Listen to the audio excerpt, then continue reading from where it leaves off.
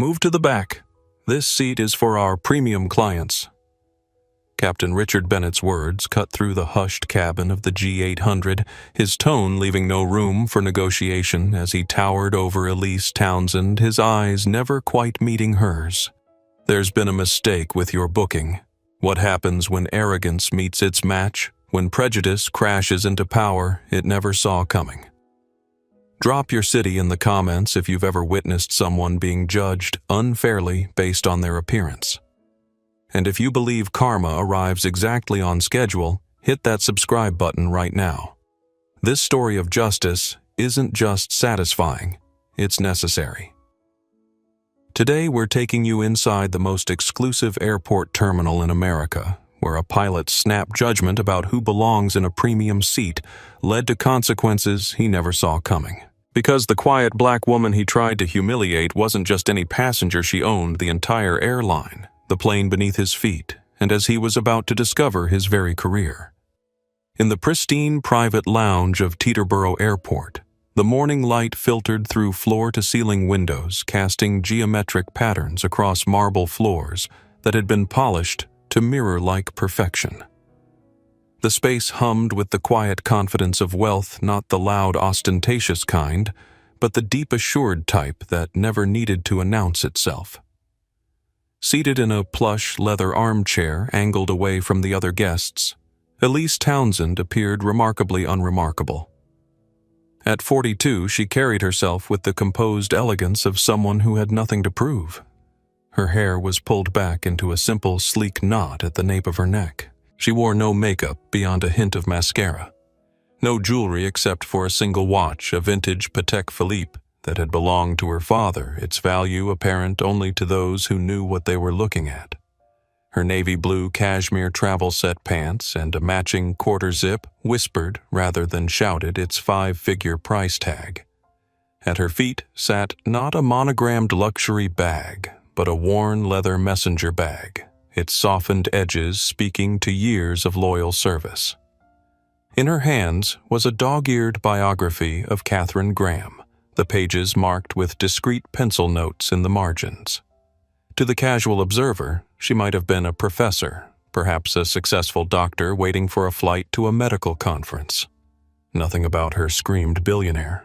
Nothing suggested she was Elise Townsend, founder and CEO of Meridian Global Investments with a personal net worth of $4.2 billion and a reputation for transforming struggling companies into ethical powerhouses. And that was precisely the point. 2 weeks earlier, Meridian had finalized the acquisition of Skyalite Aviation, a struggling luxury charter company with impressive assets, but plummeting client satisfaction scores. The numbers told part of the story: declining bookings, increasing complaints, staff turnover at twice the industry average. But Elise suspected the real issues ran deeper than balance sheets could show. Operation Shadow Client, as she'd coded it in her personal calendar, was her proven method for diagnosing a company's cultural health. Today marked the first phase experience, the service as an unrecognized client.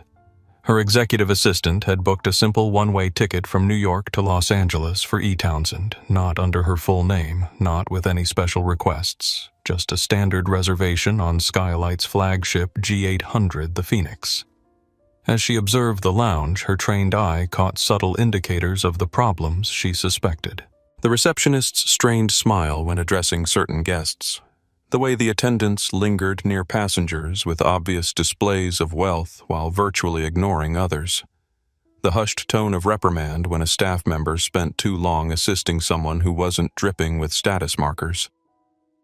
Elise absently touched her father's watch, a ritual that connected her to her purpose. At 23, she'd experienced a pivotal moment that changed her trajectory forever. Holding a first-class ticket she'd saved months for to visit her dying grandmother, she'd been repeatedly accidentally overlooked during boarding, forced to stand aside while white passengers with later arrival times were accommodated. Maybe next time, book a real ticket. The gate agent had smirked. She'd missed saying goodbye to the woman who raised her. That day she'd made 2 promises: she would never be powerless again, and when she had power, she would never abuse it. People reveal their true character when they think no one important is watching, her father had always said. Today, she was invisible and ready to see what Skylight's culture looked like when it didn't recognize the owner in its midst. Across the lounge, the atmosphere shifted as Captain Richard Bennett strode in. At 53, he cut an impressive figure in his crisp, dark navy uniform, his silver-streaked hair perfectly groomed, his posture military straight. The insignia on his uniform gleamed under the recessed lighting, and his commanding presence seemed to physically reshape the room, narrowing its focus toward him. Elise observed as he approached the service desk, not once making eye contact with any of the lounge attendants who scrambled to appear attentive. When a young Hispanic man offered him water, Bennett brushed past him as if he were invisible, causing the water to slosh onto the server's hand. The captain didn't notice or chose not to. Miss Palmer's reservation confirmed, he asked the receptionist, his tone clipped and professional, but tinged with an unmistakable deference that hadn't been extended to other guests. "Yes, Captain Bennett. She and Mr. Palmer are already here," the receptionist replied, gesturing toward a couple seated near the window. Elise shifted her attention to them. Victoria Palmer, approximately 55, exuded the kind of aggressive wealth that seemed to deliberately take up space. Her platinum blonde hair was styled in a perfect bob that didn't move when she tossed her head back in laughter that was too loud for the hushed environment. Diamond tennis bracelets, plural, caught the light with every gesticulation. Her cream-colored Chanel suit was immaculate, her red-soled stilettos clearly fresh out of the box. I specifically said 2A. Victoria's voice carried across the lounge as she spoke into her phone, each word precision-tooled to convey irritation. Not 2B, not 1A. "If Gregory is flying with us next month, I need to know now if you're capable of handling such a simple request." Her husband, Gregory Palmer, sat beside her, his face a mask of practiced patience. At 57, he had the pallid complexion of someone who spent too much time indoors reviewing spreadsheets and not enough time engaging with the world. His pewter gray suit was expensive but conservative, his manner deferential toward his wife. "They know who we are, dear," he murmured, patting her arm. "Captain Bennett always takes care of us." Victoria ended her call with a sharp jab at her screen. "He better. The Sinclairs got bumped to a newer aircraft last week when we were stuck with that older configuration. I don't care what Richard says about maintenance schedules, I know preferential treatment when I see it." Captain Bennett approached their seating area with a smile that transformed his face from stern to solicitous. "Mr. and Mrs. Palmer, always a pleasure. We have the Phoenix prepped and waiting. Your usual champagne is chilling." Victoria barely acknowledged him with a nod. "Richard the Whitcombs were given access to the owner's suite last week for their layover. I expect the same courtesy when we return from Los Angeles." "Of course, Mrs. Palmer. I'll speak to terminal services immediately." Bennett didn't miss a beat, his tone suggesting no request would be too extravagant. Elise made another note on her phone, her fingers tracing the edge of her father's watch. Palmer V. Extreme status sensitivity demands preferential treatment. Bennett R. Selective servility. Different treatment tiers based on perceived status, wealth display. Watch for impact on other passengers. This would be interesting indeed. The Phoenix gleamed on the tarmac like a predatory bird poised for flight, its sleek white fuselage stretching 101 feet from nose to tail. The morning sunlight bounced off its polished surface, and even from the terminal windows, Elise could make out the subtle Skylight logo emblazoned near the cockpit, a stylized winged S that she had already flagged for rebranding in Meridian's acquisition plans. The G800 was Skylight's crown jewel, a $75 million aircraft with a range of 8,000 nautical miles and interior design that rivaled boutique hotels. During the acquisition, Elise had personally reviewed the specifications requesting modifications for more sustainable materials and advanced air filtration systems.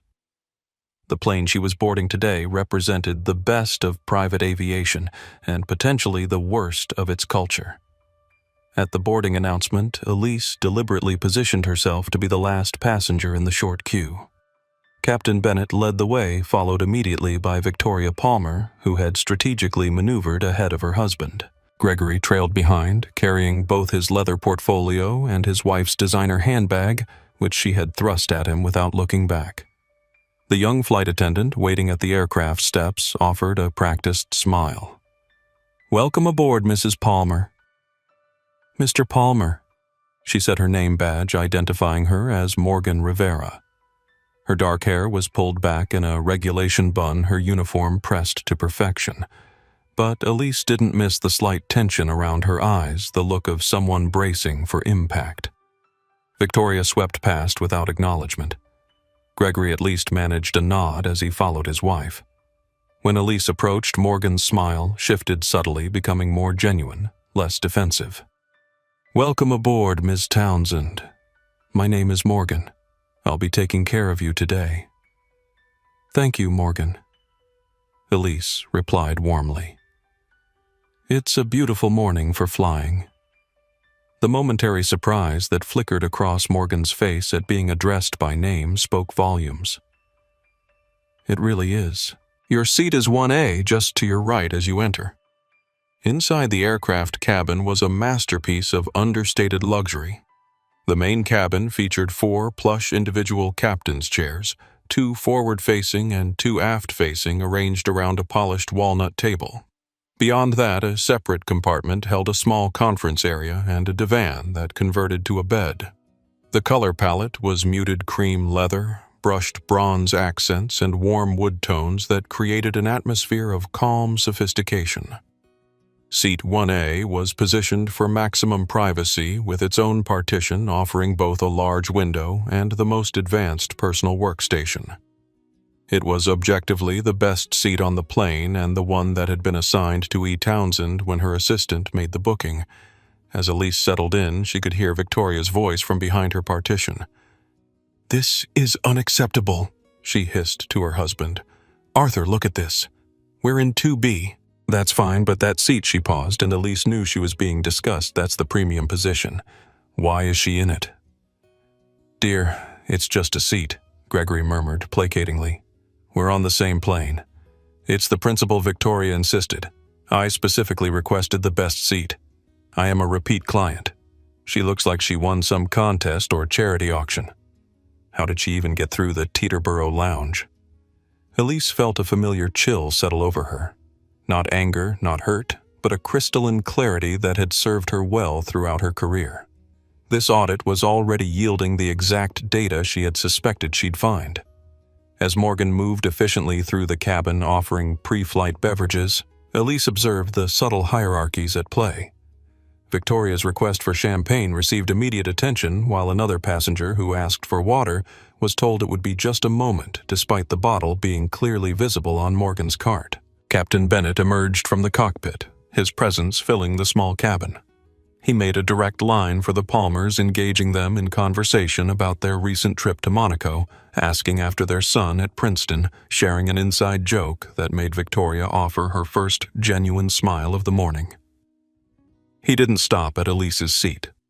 In fact, his gaze swept past her as if the space were empty. Through her window, Elise noticed a maintenance technician complete a final check of the aircraft. The young Hispanic man moved with practiced efficiency, but when he attempted to communicate something to Bennett through the cockpit window, the captain dismissively waved him off without even looking at his clipboard. The technician's shoulders slumped slightly before he regained his professional demeanor and continued his work. That single interaction told Elise volumes about the company's culture. It wasn't just about passenger treatment, it was about who was deemed worthy of respect throughout the entire operation. She thought back to the acquisition meetings 3 months earlier. The outgoing CEO of Skylight, Jonathan Pierce, had warned her about operational challenges. When pressed, he'd mentioned personality management issues with certain senior staff, but had quickly pivoted to discussing the company's impressive fleet. What he hadn't shared, what the numbers only hinted at, was a culture problem that appeared to start at the top and trickle down.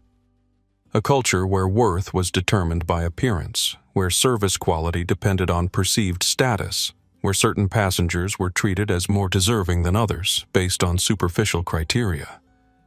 Elise subtly checked her watch, her father's watch, the one he'd worn when building his first company from nothing, the one he'd given her when she founded Meridian. Time reveals truth, he'd told her. You just have to be patient enough to wait for it. She had a feeling she wouldn't have to wait long today. The Phoenix's engines began their preliminary checks, a low hum vibrating through the fuselage. Through her window, Elise could see ground crew completing final preparations. Inside the cabin, the stage was set, the players were in position, and the real test was about to begin. What no one else aboard realized was that this wasn't just a flight from New York to Los Angeles. It was the first chapter in a transformation story, one that would ultimately change the course of an entire company, multiple careers, and perhaps even an industry standard. All it needed was a catalyst, a moment of truth that would reveal what happened when status and prejudice collided with unexpected power. That moment was coming, and Elise Townsend was ready. The Phoenix's cabin settled into pre-flight rhythm as Morgan completed her safety checks. Elise had placed her biography on the side table and was reviewing emails on her tablet when she felt rather than saw Victoria Palmer's gaze burning into the partition separating their seats. "Is there bottled water?" Victoria called out. Her voice pitched to carry unnecessarily in the small cabin. "Not tap, obviously. Preferably Fiji, or at least Evian." Morgan appeared instantly. "Of course, Mrs. Palmer. We have Fiji still or sparkling. Still. And warm, not cold. I told Richard last time that cold water is bad for digestion during flight." Right away, Morgan replied, her professional smile never wavering. As Morgan moved to the galley, Victoria shifted in her seat to peer around the partition at Elise. Her gaze traveled deliberately from Elise's simple hairstyle to her cashmere travel set, lingering judgmentally on the worn leather messenger bag. First time on a private charter, Victoria asked her tone, suggesting she already knew the answer. Elise looked up with a pleasant smile. "No." The brevity of her response clearly caught Victoria off guard.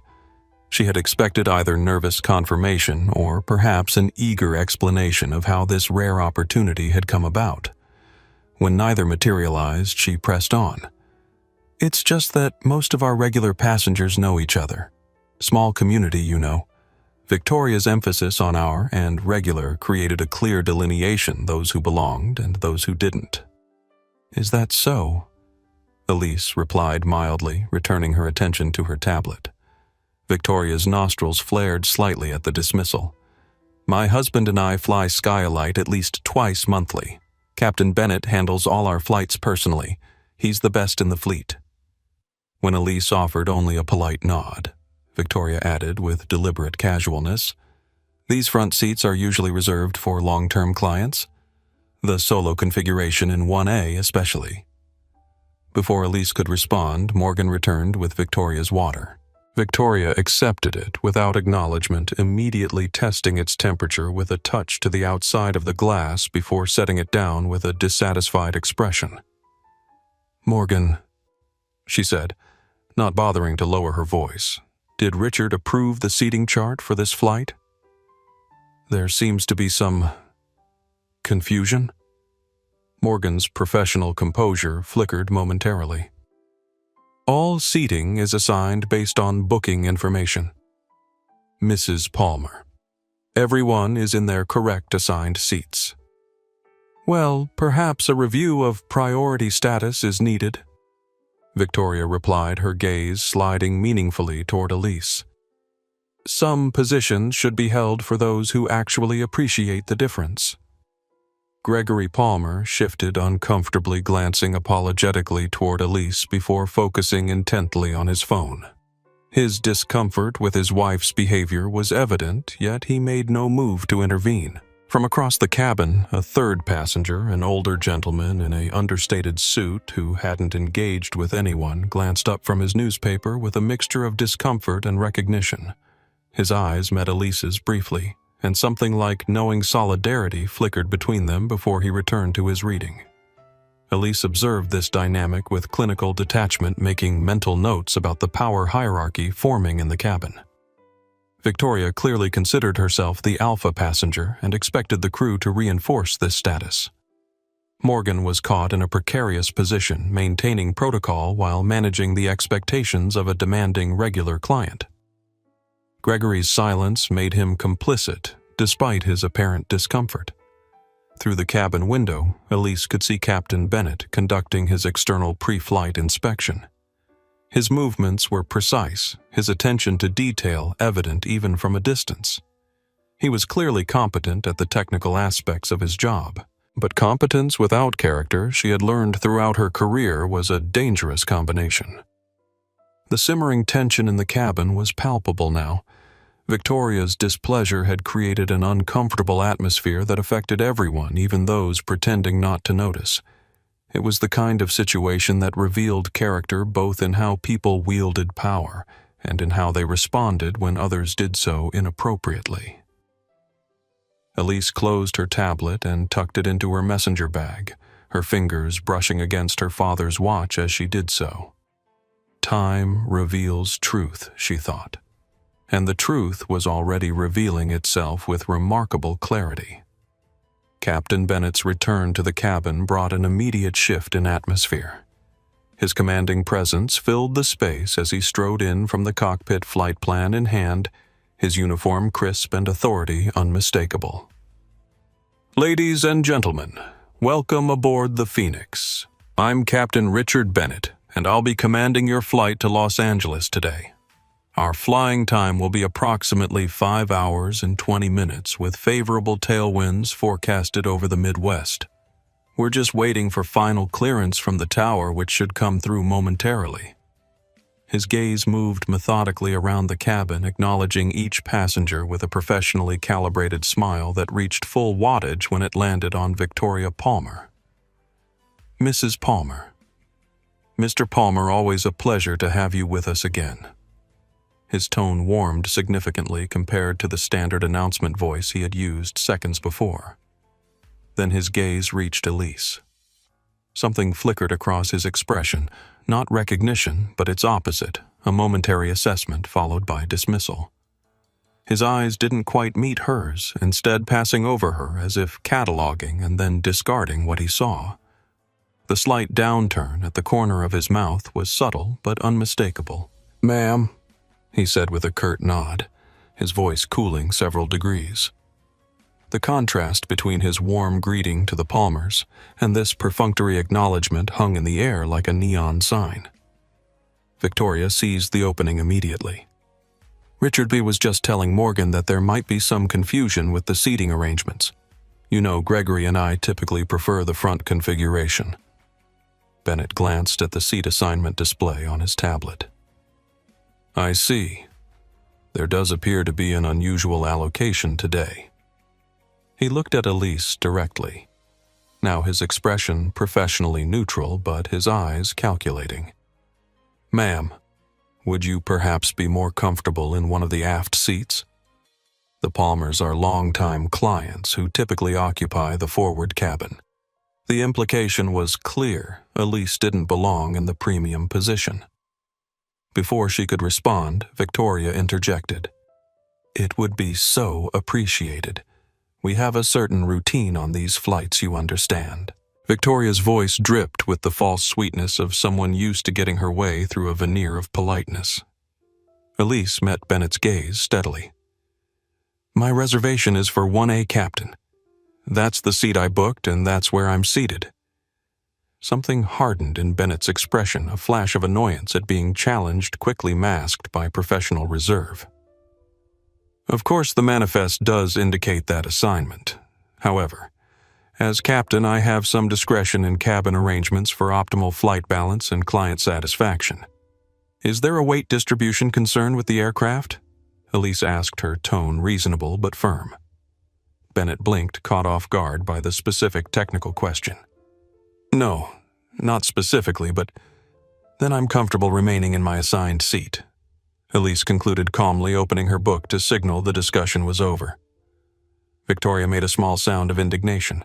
Gregory looked increasingly uncomfortable while Morgan, who had been watching the exchange from near the galley, quickly busied herself with preparation tasks. Bennett's jaw tightened almost imperceptibly. "As you wish, ma'am. Though I'm sure we could make arrangements that would satisfy everyone." The emphasis on everyone carried a clear suggestion that Elise was being difficult at others' expense. The older gentleman passenger suddenly lowered his newspaper. "Captain, if seat assignments are flexible, I'd be happy to move to accommodate Mrs. Palmer's preference." He offered his British accent refined, but his expression subtly ironic. Bennett looked startled, clearly not expecting support for Victoria from this quarter. "That's very considerate, Mr. Harrington, but—" "Not necessary," Elise interjected smoothly. "Everyone should remain in their assigned seats. I'm sure the booking system was designed to be followed, not overridden based on personal preferences." Harrington's eyes crinkled slightly at the corners as he returned to his paper. "Just trying to help," he murmured, though something in his tone suggested he was enjoying the disruption to the established hierarchy. As Bennett returned to the cockpit, the tension in the cabin ratcheted higher. Victoria began a hushed but clearly audible conversation with her husband. "Unbelievable. Richard needs to be more firm with these situations. That seat is practically reserved for us. Who does she think she is?" Gregory murmured something conciliatory that Elise couldn't quite catch, though his discomfort was evident in his hunched shoulders and averted gaze. Morgan approached Elise with a glass of water she hadn't requested. "Can I get you anything else before takeoff, Ms. Townsend?" she asked quietly. Elise noticed the slight tremor in Morgan's hand, a physical manifestation of the tension she was navigating. "No, thank you, Morgan. I appreciate you following the proper seating assignments. I know it can't be easy mediating these situations." Something flickered in Morgan's eyes, surprise at being seen, at having the uncomfortable dynamic acknowledged. She offered a small, genuine smile before moving away to secure the cabin for takeoff. Through her window, Elise could see the ground crew disconnecting the external power unit. The engines would be starting momentarily. She made a few more discreet notes on her phone before switching it to airplane mode. "Captain shows clear passenger preference hierarchy, uses professional authority as leverage for social engineering, invents discretion policy on cabin arrangements when none exists in operations manual. Flight attendant caught between protocol and pressure from captain. So far, Operation Shadow Client was confirming her suspicions about Skylight's culture problems, but she had a feeling the real test was yet to come." The Phoenix taxied smoothly toward the runway, its powerful engines humming with contained energy. Inside the cabin, a different kind of energy was building, one of simmering conflict and barely concealed disdain. Victoria Palmer had not accepted defeat gracefully. As the aircraft completed its pre-flight checks, she maintained a steady stream of commentary, just loud enough to be heard beyond her seating area. "I don't understand why we even have a frequent flyer program if it doesn't guarantee appropriate accommodation," she said to Gregory, though her voice was clearly pitched to Carrie. "What's the point of loyalty if just anyone can walk in and take premium positions?" Gregory nodded absently, his attention fixed on his tablet where he was reviewing documents for what appeared to be a real estate deal. His disengagement seemed habitual, a man who had learned that the path of least resistance was silent agreement. Harrington, the British passenger, caught Elise's eye briefly and gave an almost imperceptible eye roll before returning to his newspaper. Clearly, the Palmers' behavior was familiar to other regular clients. Elise remained focused on her book, though she absorbed every word. Victoria's behavior was textbook status anxiety, a desperate need to assert hierarchy, even in spaces designed for equal premium service. More telling was how the crew responded to it. The cabin intercom chimed softly. "Flight attendant, this is the captain." Bennett's voice held a note of controlled irritation. "Could you come to the flight deck for a moment?" Morgan moved swiftly toward the cockpit, disappearing behind the door. Though the conversation was inaudible, the tension in Morgan's posture when she emerged a few minutes later spoke volumes. Her professional smile had tightened, and there was a new wariness in her eyes as she glanced briefly toward Elise. The Phoenix received clearance and began its takeoff roll, the powerful acceleration pressing everyone gently back into their seats.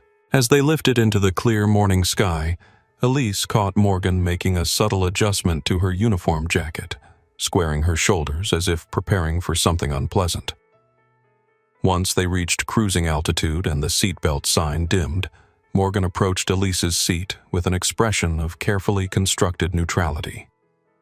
"Ms. Townsend," she began, her voice professional but with an undercurrent of tension, "Captain Bennett has asked me to inform you that there's been a policy update regarding our premium solo configuration."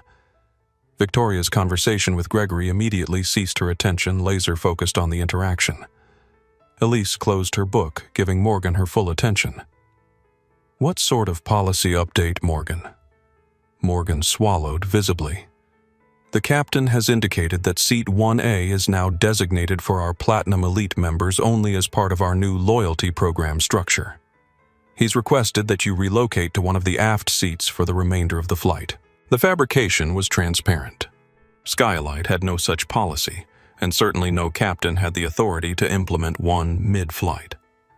Morgan's discomfort with delivering the message was evident in her rigid posture and the way she avoided direct eye contact. "That's interesting," Elise replied calmly. "I wasn't aware of any loyalty tier restrictions when my seat was confirmed yesterday. Could you show me where this policy is documented?" Morgan hesitated, caught between the captain's instructions and the obvious impossibility of producing documentation for a non-existent policy. "I don't have the exact documentation on hand, but the captain has authorized the change based on operational discretion." From behind her partition, Victoria made no attempt to hide her satisfaction. Finally, she murmured to Gregory, "Richard is handling it properly now." Harrington abruptly folded his newspaper and leaned forward. "Excuse me, but I've been flying Skylight for 15 years and I've never heard of this Platinum Elite designation or any seating restrictions based on it." His tone was polite but firm. "And I'm quite familiar with the company's operations manual." Victoria shot him an irritated glance. "Perhaps you're not in the tier that would be informed of such policies." "Perhaps," Harrington replied with a thin smile. "Though as a board member of Harrington Aviation Group, I do try to stay informed about industry standards and policies." The revelation of Harrington's industry connection created a momentary ripple of tension. Bennett hadn't recognized him either, another example of judgments based on appearances rather than facts. Elise maintained her composed demeanor. "Morgan, I understand you're in a difficult position, but I'll need to see the written policy before changing seats. My reservation was confirmed for 1A, and without proper documentation, I must insist on remaining where I'm properly booked." Morgan's discomfort visibly increased. "I'll speak with the captain again," she said quietly, retreating toward the cockpit. Victoria chose this moment to rise from her seat, ostensibly to visit the lavatory, but clearly using the opportunity to make her presence felt. She paused by Elise's partition. "You know," she said with false conviviality, "sometimes it's just easier to go with the flow. No need to make things awkward for everyone." Her smile didn't reach her eyes, which remained cold and evaluating. Elise met her gaze steadily. "I find that going with the flow often means accepting improper treatment. That's not something I'm willing to do."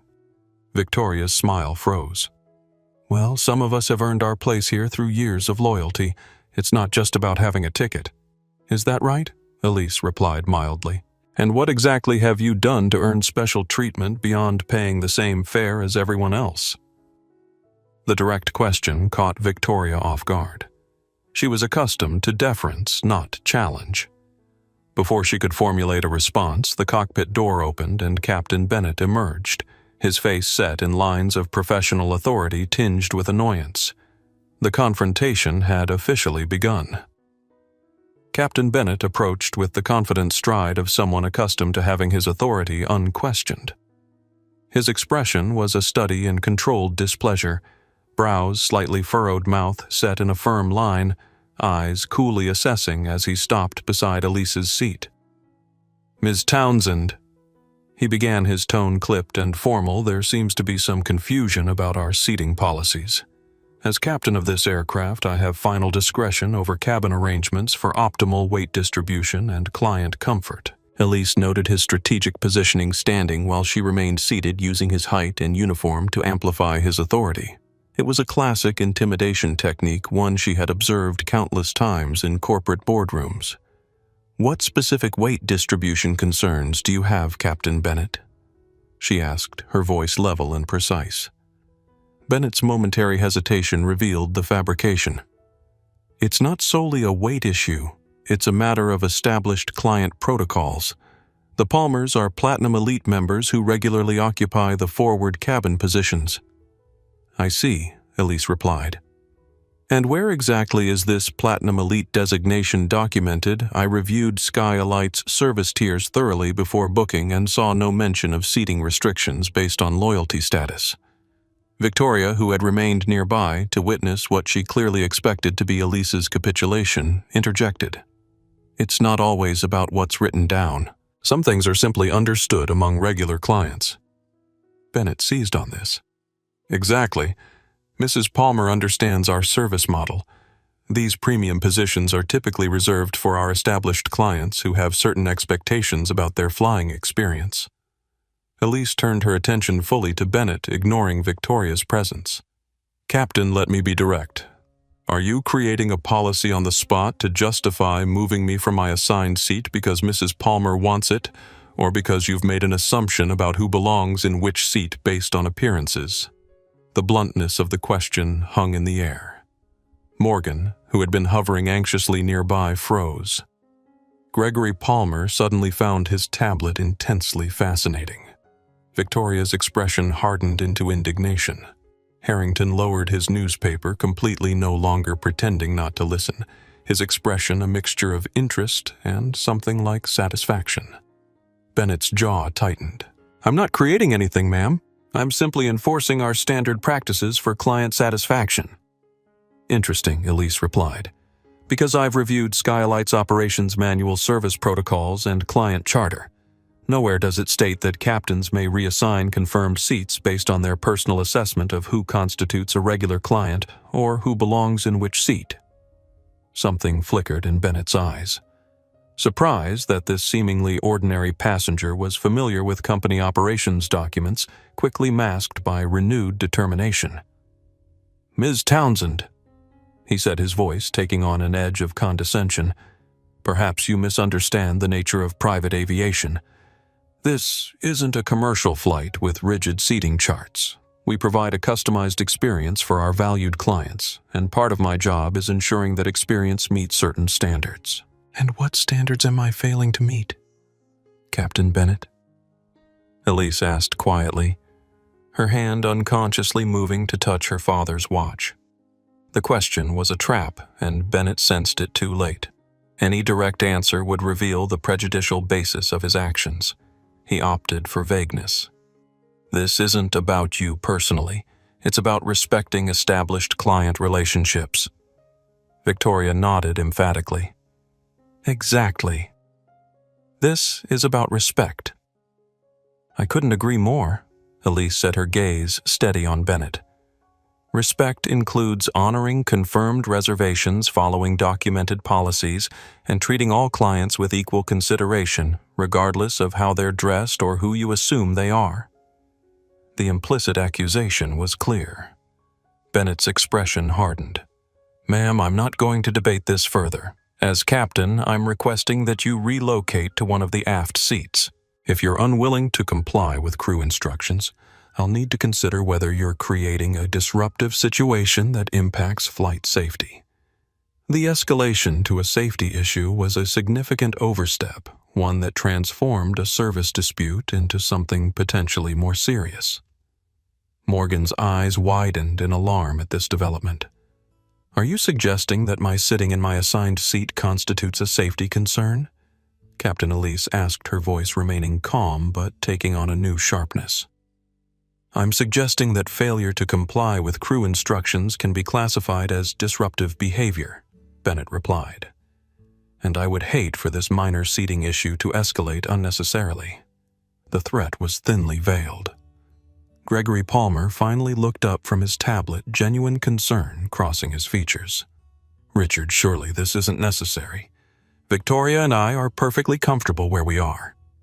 Victoria shot her husband a look of betrayal. Gregory, don't. Bennett barely acknowledged Gregory's attempt at de-escalation. I need a decision, Ms. Townsend. Will you cooperate with the crew's seating arrangement, or do we need to take further steps? The cabin fell silent. Everyone was watching now, the tension palpable. Morgan stood frozen, clearly torn between her duty to support the captain and her evident discomfort with what was transpiring. Harrington had set aside his newspaper entirely and was watching with the keen interest of someone who recognized a pivotal moment in progress. Elise met Bennett's gaze directly, her calm unbroken, but her resolve clear in every line of her posture. Captain Bennett, I will not be moving from my assigned seat. Your request has no basis in company policy, FAA regulations, or basic courtesy. If you choose to escalate this situation, I suggest you consider very carefully what you're really defending and whether it's worth the consequences that will follow. Something in her tone, not loud, not aggressive, but absolutely certain, caused Bennett to hesitate. For the first time, doubt flickered across his features as he considered whether this unremarkable-looking woman might be more than she appeared, but pride and authority won out. Very well, he said stiffly. We'll address this formally when we land. For now, I'll note your refusal to comply with crew instructions in my flight report. As he turned to head back to the cockpit, Elise spoke once more. Captain Bennett. He paused, looking back with barely contained impatience. I'd like your full name and employee identification number for my own records, please. The request, professional specific and implying future accountability, visibly unsettled him. After a moment's hesitation, he supplied the information with obvious reluctance before retreating to the cockpit, the door closing with a decisive click behind him. Victoria stared at Elise with undisguised hostility, before returning to her seat, whispering furiously to Gregory about entitlement and knowing one's place irony apparently lost on her. Morgan approached cautiously. Can I get you anything?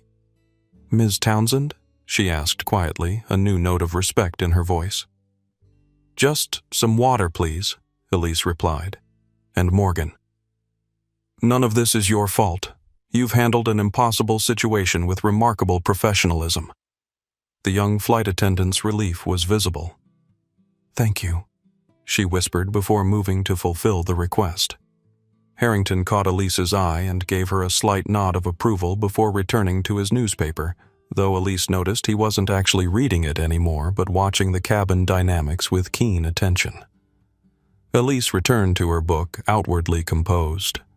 Inside, however, her mind was cataloging every detail of the interaction, every nuance of Bennett's behavior, every revealing comment from Victoria Palmer. The test had revealed exactly what she needed to know about Skylight's culture, and now it was time to prepare for the next phase of Operation Shadow Client, the revelation.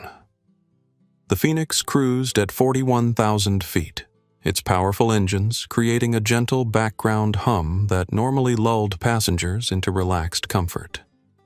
Today, however, the atmosphere inside the luxurious cabin crackled with unresolved tension. An hour had passed since the direct confrontation. Captain Bennett remained in the cockpit, communicating with the cabin only through brief formal announcements about flight conditions. Victoria Palmer maintained a steady stream of passive-aggressive commentary, loudly discussing with Gregory the declining standards of private aviation and how some people simply didn't understand the established protocols of luxury travel. Morgan moved through the cabin with quiet efficiency, her professional demeanor intact despite the obvious strain. She had been placed in an impossible position, caught between a captain's inappropriate demands and her own professional ethics. The way she navigated this tension revealed much about her character. At one point, Victoria summoned Morgan with a sharp snap of her fingers, a gesture so dismissive it made Harrington visibly wince behind his newspaper. "My champagne is warm," Victoria complained. "And I specifically asked for the Krug, not whatever this is." "I apologize, Mrs. Palmer. We only stock Dom Perignon on this route as noted in your preference profile. I'll bring you a fresh glass immediately." Morgan's professional tone never wavered, though a muscle tensed in her jaw. "Well, someone should update that profile," Victoria sniffed. "Richard always arranges Krug for us." Morgan nodded and retreated to the galley, where Elise caught a brief moment of closed eyes and deep breathing before the young flight attendant composed herself and prepared a fresh glass. Elise observed it all while appearing absorbed in her book. She noticed how Morgan ensured equal service despite the pressured environment, the small acts of quiet rebellion in the flight attendant's even-handed attention to all passengers. There was potential there, the kind Elise looked for when rebuilding company cultures. The intercom chimed softly. "Flight attendant to the cockpit." Bennett's voice announced the brief command, clipped and formal. Morgan disappeared into the flight deck. Through the partially open door, Elise caught fragments of a tense, hushed conversation. "Not acceptable. Passenger relations. Need to handle this. But, sir, the manifest clearly shows." "Don't care what it shows. Reputation with the Palmers." When Morgan emerged a few minutes later, her expression was carefully neutral, but the tightness around her eyes told a different story. She moved to the galley, busying herself with preparation tasks. Her movements just a fraction too precise a person trying to maintain composure under pressure. Elise's phone vibrated with an incoming message. The aircraft's satellite connection allowed limited communication during flight, and the text was from Isabella Martinez Skylight's head of operations, responding to an earlier message about an unrelated matter. Cabin service review meeting confirmed for Thursday. Attached preliminary findings from client satisfaction survey. The timing was serendipitous. Victoria chose this moment to make another unnecessary trip to the lavatory, pausing deliberately near Elise's seat. "You know," she said, her voice pitched to carry in all my years, flying private, "I've never seen someone make such a scene over a simple courtesy request. It's really not that difficult to understand that some arrangements are based on relationships rather than whoever happened to book first." Elise looked up, meeting Victoria's gaze with calm directness. "Mrs. Palmer, I understand you're accustomed to special treatment. But consider this if Captain Bennett is willing to disregard confirmed reservations based on personal preference or appearance. What other policies might he be bending? What safety protocols might be compromised for valued clients? Excellence isn't selective, it's consistent." Victoria's eyes widened slightly, the implication clearly unsettling her despite her determination to maintain the moral high ground. That's completely different. Richard is an exemplary pilot. I'm sure his technical skills are excellent, Elise agreed. But leadership is about more than technical competence. It's about integrity, especially when no one's watching or when everyone is. From his seat, Harrington suddenly chuckled, no longer pretending not to listen. "Well said. In 30 years in aviation, I've found that pilots who bend non-safety rules often develop a concerning flexibility around the safety ones as well." Victoria looked between them, momentarily thrown off balance by the unexpected alliance. Before she could respond, the satellite phone in the cabin rang. Morgan answered promptly, her expression shifting from professional neutrality to surprise as she listened to the caller. "Yes, of course. Right away." She glanced toward Elise. "Ms. Townsend, there's a call for you from Skylight headquarters. Ms. Martinez would like to speak with you." Victoria froze, confusion creasing her brow. Why would operations be calling a passenger? Morgan handed the phone to Elise, who accepted it with a nod of thanks. "Isabella, good afternoon," she said, her tone shifting subtly from passenger to executive. "Yes, I've been observing some interesting dynamics." "No, nothing that can't be addressed with appropriate measures." "Yes, I think it's time. Please proceed with Protocol 17. The color drained from Morgan's face as comprehension dawned. Protocol 17 was Skylight's Emergency Leadership Intervention Code, a procedure known only to senior management and operations directors. Elise handed the phone back to Morgan. Ms. Martinez would like to speak with Captain Bennett immediately. Please inform him it's regarding Protocol 17 and requires his immediate attention. Morgan nodded, moving swiftly to the cockpit. Victoria remained rooted in place, her expression a mixture of confusion and dawning alarm. Harrington had set aside all pretense of disinterest, watching the unfolding situation with undisguised fascination. "Who are you?" Victoria demanded, her previous condescension replaced by uncertainty. "Someone who believes that how we treat people when we think it doesn't matter reveals everything about who we truly are," Elise replied evenly, her fingers tracing the edge of her father's watch. The cockpit door opened with more force than necessary. Bennett emerged, his face flushed with a combination of anger and apprehension. "What is the meaning of this?" he demanded, striding toward Elise. "Who are you to initiate Protocol 17? Elise rose slowly from her seat, meeting Bennett at eye level. The dynamic had shifted. No longer was he standing over her, using height and position as tools of intimidation. "Captain Bennett," she said, her voice carrying a new note of authority that transformed the cabin's atmosphere. "I think it's time we discussed who belongs where on this aircraft."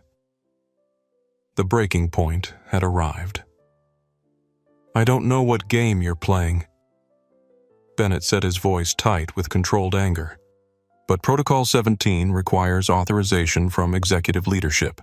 Using those code words fraudulently is a serious violation." Elise maintained steady eye contact, her calm unbroken. "No fraud has occurred, Captain Bennett. The authorization is entirely legitimate." Victoria moved closer, her earlier confidence replaced by growing unease. "Richard, what's happening? Who is she?" Bennett's jaw tightened. "That's what I intend to find out." He turned to Morgan. "Contact security at LAX. We'll have this sorted upon landing." "I wouldn't do that just yet," Elise advised Morgan quietly. "Not until Captain Bennett has checked his secure company email." Something in her tone, absolute certainty without a trace of concern, gave Bennett pause.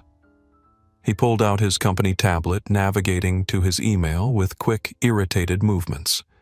His expression shifted as he saw a new message marked "Urgent" from the board of directors. As he read, the color drained from his face. His eyes darted between the screen and Elise, disbelief battling with dawning realization. "This is impossible," he muttered, the tablet shaking slightly in his hands. "What is it?" Victoria demanded, anxiety making her voice sharp. Bennett seemed unable to formulate a response, staring at Elise as if seeing her for the first time. Harrington had risen from his seat, positioning himself with a clear view of the unfolding drama, his expression one of keen interest. "Perhaps introductions are in order," Elise said, addressing the cabin at large but keeping her eyes fixed on Bennett. "My name is Elise Townsend, founder and CEO of Meridian Global Investments. As of 2 weeks ago, the new owner of Skylight Aviation." The silence that followed was absolute. Morgan's hand flew to her mouth. Gregory Palmer straightened in his seat, his expression shifting from discomfort to alarm. Victoria stood frozen, her perfectly maintained facade cracking visibly. "Oh my God," Harrington breathed, then broke into a broad smile. "I thought I recognized you from the Aviation Leadership Summit last year. Brilliant acquisition strategy, by the way." Bennett found his voice first. "Ms. Townsend, there must be some misunderstanding. Had you known who I was," Elise interrupted gently, "you would have treated me differently. That's precisely the problem, Captain Bennett. The level of respect and service you provide shouldn't depend on who you believe someone to be." She turned slightly to include Victoria in her gaze. "Or how they dress, or whether they display obvious wealth. or whether they demand special treatment. Victoria's face flushed deep crimson. She opened her mouth to speak, then closed it again for once, at a loss for words. "What happens now?" Bennett asked. His previous authority evaporated. "Now we have a choice to make," Elise replied.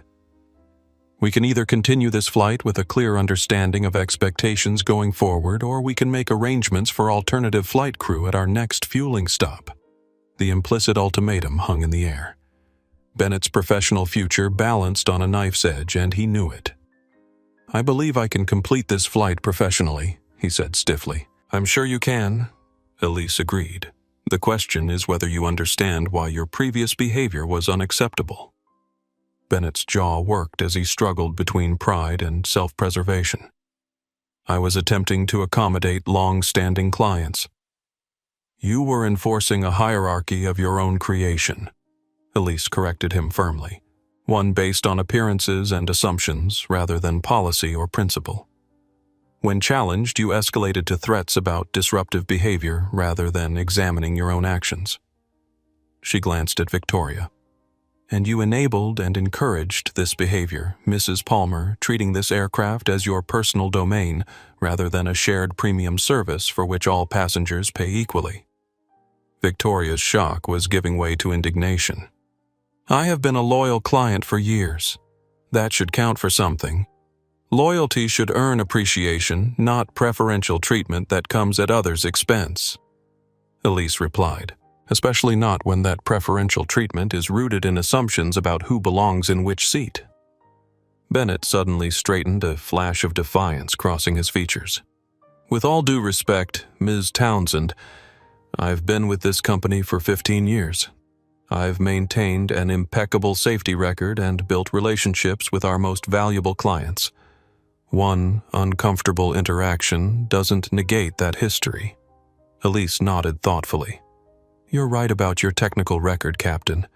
But this isn't about one interaction. This is about a pattern." She turned to Morgan. "Ms. Rivera, in your 10 months with Skylight, have you witnessed or been asked to participate in similar situations, where certain passengers were treated differently based on appearance or assumed status?" Morgan hesitated, glancing nervously at Bennett before answering. "Yes, Ms. Townsend. Many times." "And what happened when passengers or crew members raised concerns about these practices?" Morgan swallowed hard. "Complaints were logged in a secondary system where they wouldn't impact official metrics. Crew members who questioned these practices were reassigned to less desirable routes or had their schedules reduced." Bennett's face darkened. "That's an exaggeration and completely out of context." "Is it?" Elise interrupted, her voice still calm but carrying unmistakable authority. "Because your personnel file shows 7 formal complaints buried in exactly such a system. 3 from staff members who were subsequently reassigned or who resigned. 4 from passengers who coincidentally never booked with Skylight again." Bennett fell silent, the confirmation clearly catching him off guard. "Captain, I'll need your decision," Elise continued. "Can you complete this flight with equal respect and service for all passengers? Or should I ask Isabella to arrange for replacement crew?" The question was really about the future, not just this flight but his career at Skylight under new ownership. Bennett was intelligent enough to recognize the crossroads before him. "I can complete the flight appropriately," he said, after a moment, the words clearly difficult for him. "But I would like the opportunity to discuss my record and approach in a more appropriate setting than the middle of a flight. Fair enough?" Elise nodded. "We'll have that conversation when we land. For now, please return to the cockpit and focus on your primary responsibility, the safe operation of this aircraft. We'll discuss broader implications later." Bennett hesitated, then nodded curtly before retreating to the cockpit. Victoria remained standing, struggling to process the complete inversion of the cabin's power dynamic. This is a learning opportunity," Elise supplied calmly. "For all of us." Victoria's composure finally cracked. You deliberately misled everyone. You could have simply identified yourself from the beginning and missed the opportunity to experience how this company truly operates when no one thinks the owner is watching. That would have been a poor business decision, Elise replied. Now, I believe you were heading to the lavatory. The dismissal was gentle but unmistakable. Victoria turned wordlessly and continued to the rear of the cabin, her usual confident stride replaced by stiff, uncertain movements. Morgan stood nearby, visibly processing everything she had witnessed. Her professional mask had slipped, revealing a mixture of awe and apprehension.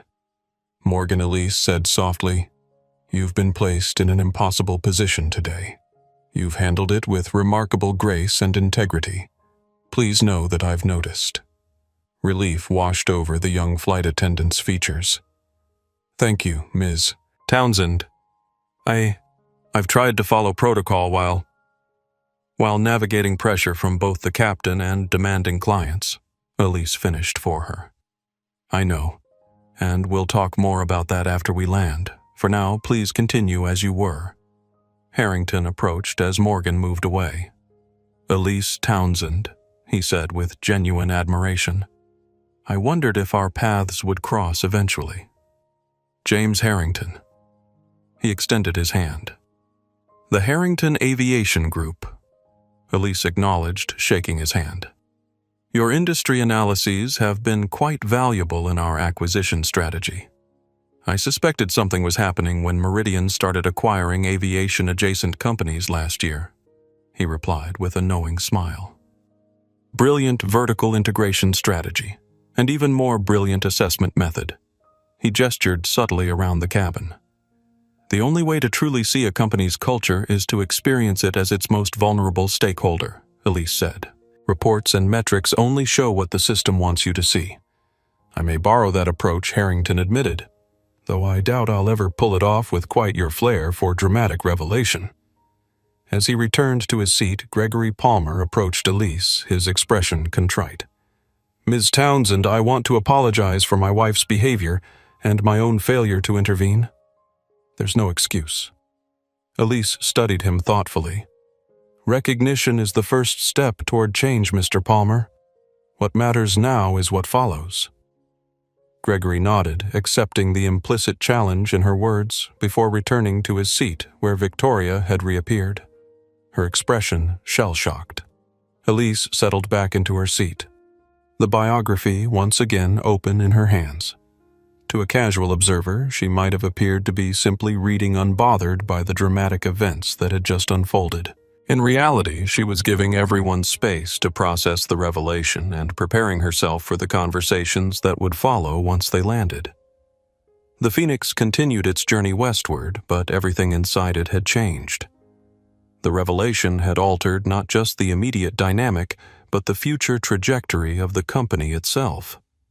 Like the mythical bird the aircraft was named for Skylight was about to rise from the ashes of its former culture, reborn through the catalyzing heat of this pivotal moment. The revelation of Elise's identity created a palpable shift in the cabin's atmosphere. What had been tense hostility transformed into something more complex, a mixture of shock, realization, and in some cases the dawning horror of consequences to come. Elise remained in her seat, allowing the implications to settle across the cabin. From her peripheral vision, she could see Victoria and Gregory engaged in intense whispered conversation, Victoria's gestures becoming increasingly agitated, while Gregory maintained a placating posture that seemed habitual. Harrington caught her eye and raised his water glass in a subtle toast, his expression one of amused appreciation for the drama he had just witnessed. Morgan moved through the cabin with a new energy, still professional, but without the earlier strain of navigating competing pressures. The young flight attendant caught Elise's eye briefly, offering a small smile that contained equal parts relief and gratitude. The intercom chimed. Ms. Townsend Bennett's voice had adopted a carefully neutral tone. "We've received clearance for our most optimal route. Our updated arrival time in Los Angeles will be 2:35 p.m. local time." The formality was a transparent attempt to demonstrate professionalism after the fact. Elise acknowledged it with a simple "Thank you, Captain," before returning to her book. After a few minutes of continued whispered debate, Victoria Palmer rose and approached Elise's seat. Her usual confidence was dimmed but not extinguished.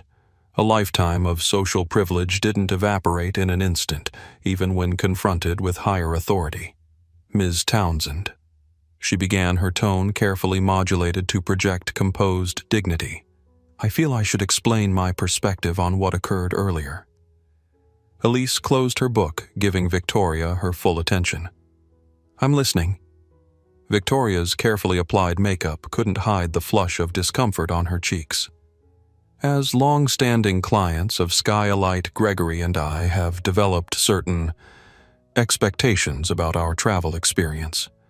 Perhaps I've grown accustomed to particular accommodations."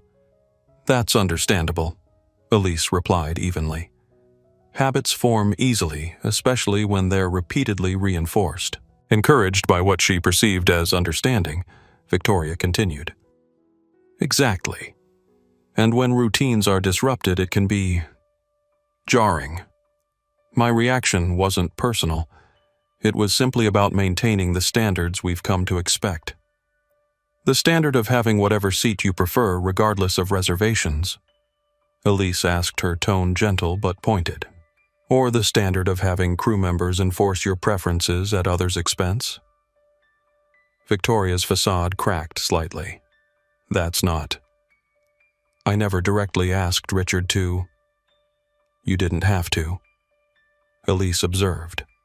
A system was already in place where certain passengers received preferential treatment based on perceived status.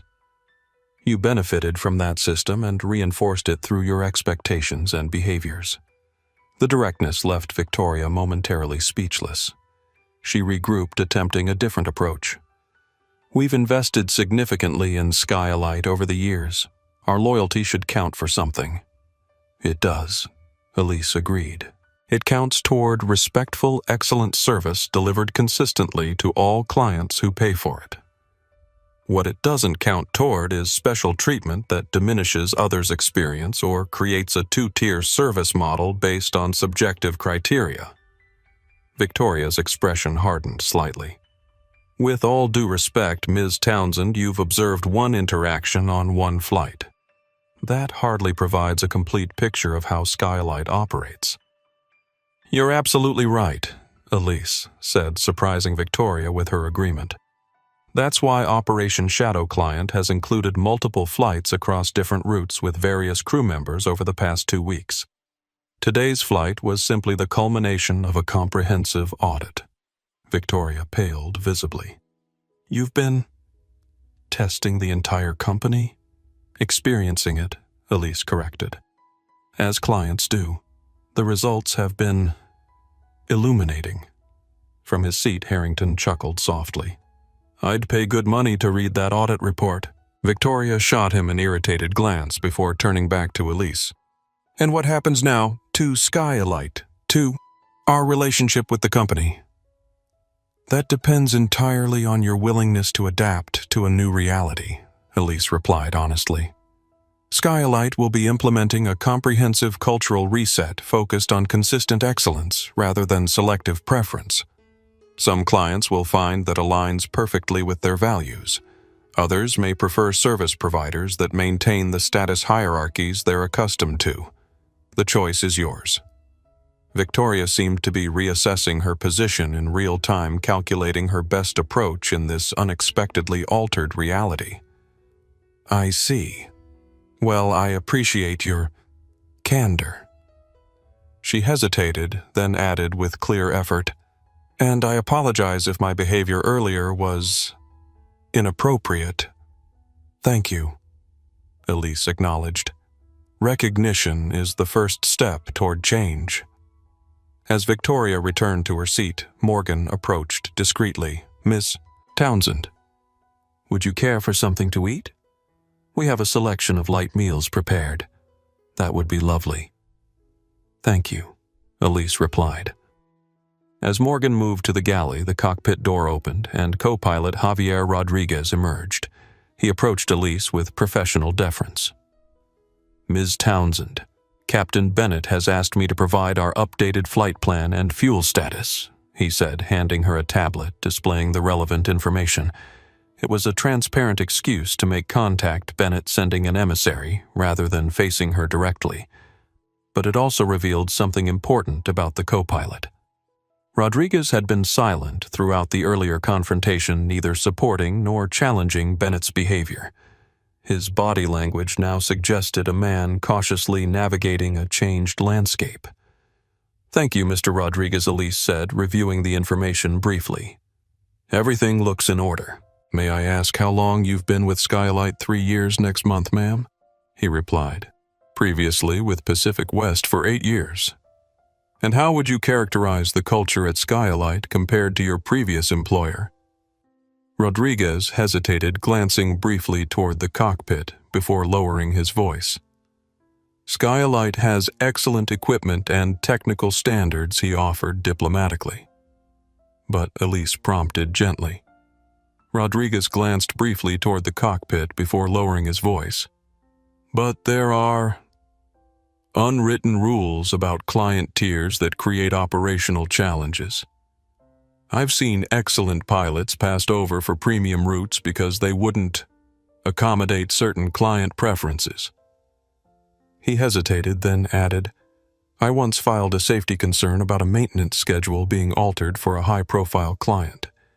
It disappeared from the system the next day, and my premium route assignments dropped by half." The admission was clearly difficult for him, a calculated risk in this shifting power dynamic. "Thank you for your honesty, Mr. Rodriguez. I appreciate integrity, especially when it isn't easy." Relief flickered across his features. "Will there be anything else, Ms. Townsend?" "Just one thing. When we land, I'll need 30 minutes with you, Captain Bennett and Morgan, for a preliminary debrief before my next meeting. Could you relay that to the captain?" "Yes, ma'am. Right away." Rodriguez returned to the cockpit with a noticeably lighter step. Morgan returned with an elegant place setting and a carefully plated meal. As she arranged it on Elise's table, she spoke quietly. "Ms. Townsend, I don't know if this is appropriate to mention now, but there's something you should know about Captain Bennett." Elise looked up with interest. "Go ahead, Morgan. 6 months ago, I observed him skipping a required rest period to accommodate a last-minute request from a high-profile client. When I raised the safety concern, he told me that certain rules are flexible for certain clients and that understanding that was essential to my career progression." Morgan's voice shook slightly. "I filed a report with operations, but nothing happened except my schedule was suddenly filled with the least desirable routes for 3 months. Harrington leaned forward with a concerned expression. "That's a serious safety violation, not just a service issue." "Yes, it is." Elise agreed, her expression grave.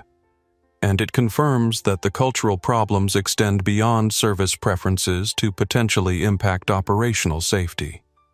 She turned back to Morgan. "Thank you for sharing this. I promise you it will be addressed and there will be no retaliation." As the Phoenix continued its journey westward, Elise observed the subtle but profound shifts occurring within the cabin. The revelation of her identity had removed the protective cover that had allowed problematic behaviors to flourish. Exposed to light, those behaviors could now be addressed directly. This was always the most delicate phase of a culture transformation, the moment when old patterns were disrupted, but new ones hadn't yet fully formed. It was a time of uncertainty, vulnerability, and opportunity. The real work was just beginning. The Phoenix began its descent into Los Angeles, the sprawling city stretching beneath them in a vast grid of highways and buildings shimmering in the afternoon sun. Inside the cabin, an uneasy calm had settled the quiet after a storm when the immediate danger has passed, but the damage remains to be fully assessed. Victoria and Gregory Palmer had retreated into silence, each occupied with their devices, though Elise suspected neither was truly focused on their screens. Their body language had shifted. Victoria's usual commanding presence diminished Gregory's perpetual deference, replaced by thoughtful consideration. They were recalibrating, adjusting to a new reality where the social hierarchy they had navigated so comfortably had been fundamentally altered. Morgan moved through the cabin with professional efficiency, preparing for landing.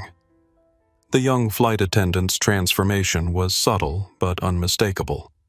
Her movements more confident, her smile more genuine, her posture free from the tension that had marked her earlier service.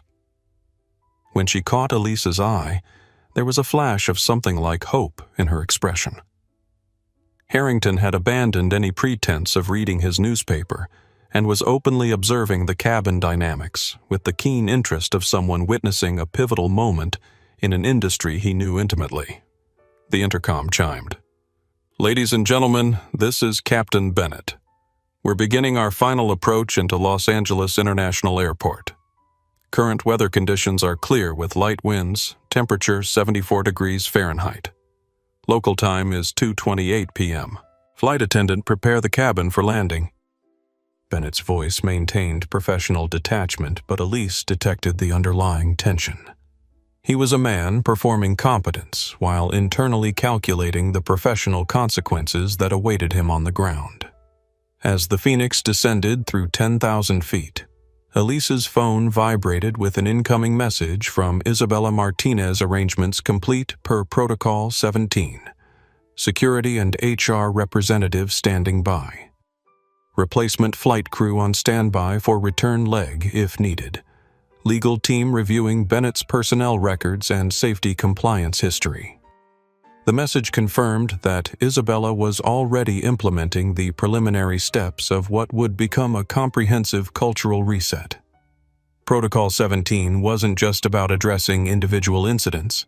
It was the initiation of a top-to-bottom review of company practices, policies, and personnel.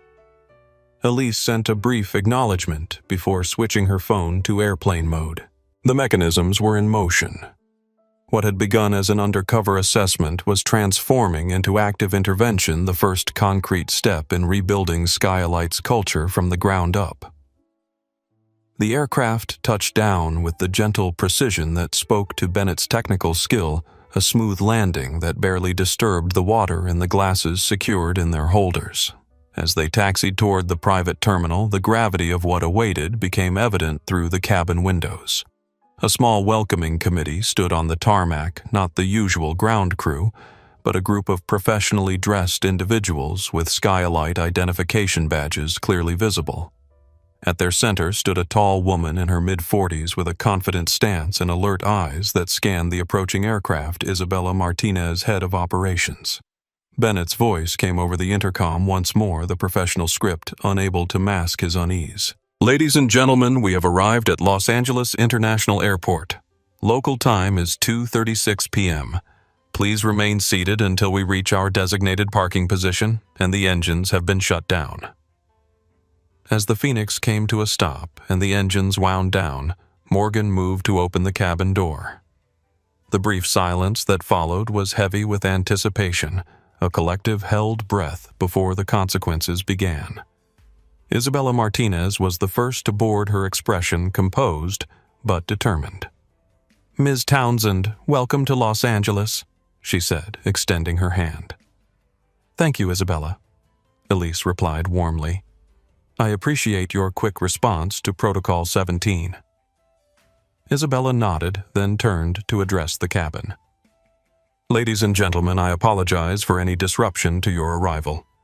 Mr. and Mrs. Palmer, a dedicated ground service team, is waiting to assist you with your onward arrangements. Captain Bennett and First Officer Rodriguez, please remain on board for an immediate operational debrief. Ms. Rivera, your presence is also requested." Victoria Palmer rose from her seat, her composure partially restored, though her usual commanding presence remained diminished. "Ms. Townsend," she said with careful formality, "I hope our misunderstanding today won't permanently affect our relationship with Skylight. That depends entirely on mutual expectations moving forward," Elise replied evenly. "Skylight values all its clients. Mrs. Palmer, What's changing is the definition of value and how it's expressed in our service model. Victoria absorbed this with a tight nod before following Gregory toward the exit. As they passed, Gregory paused briefly.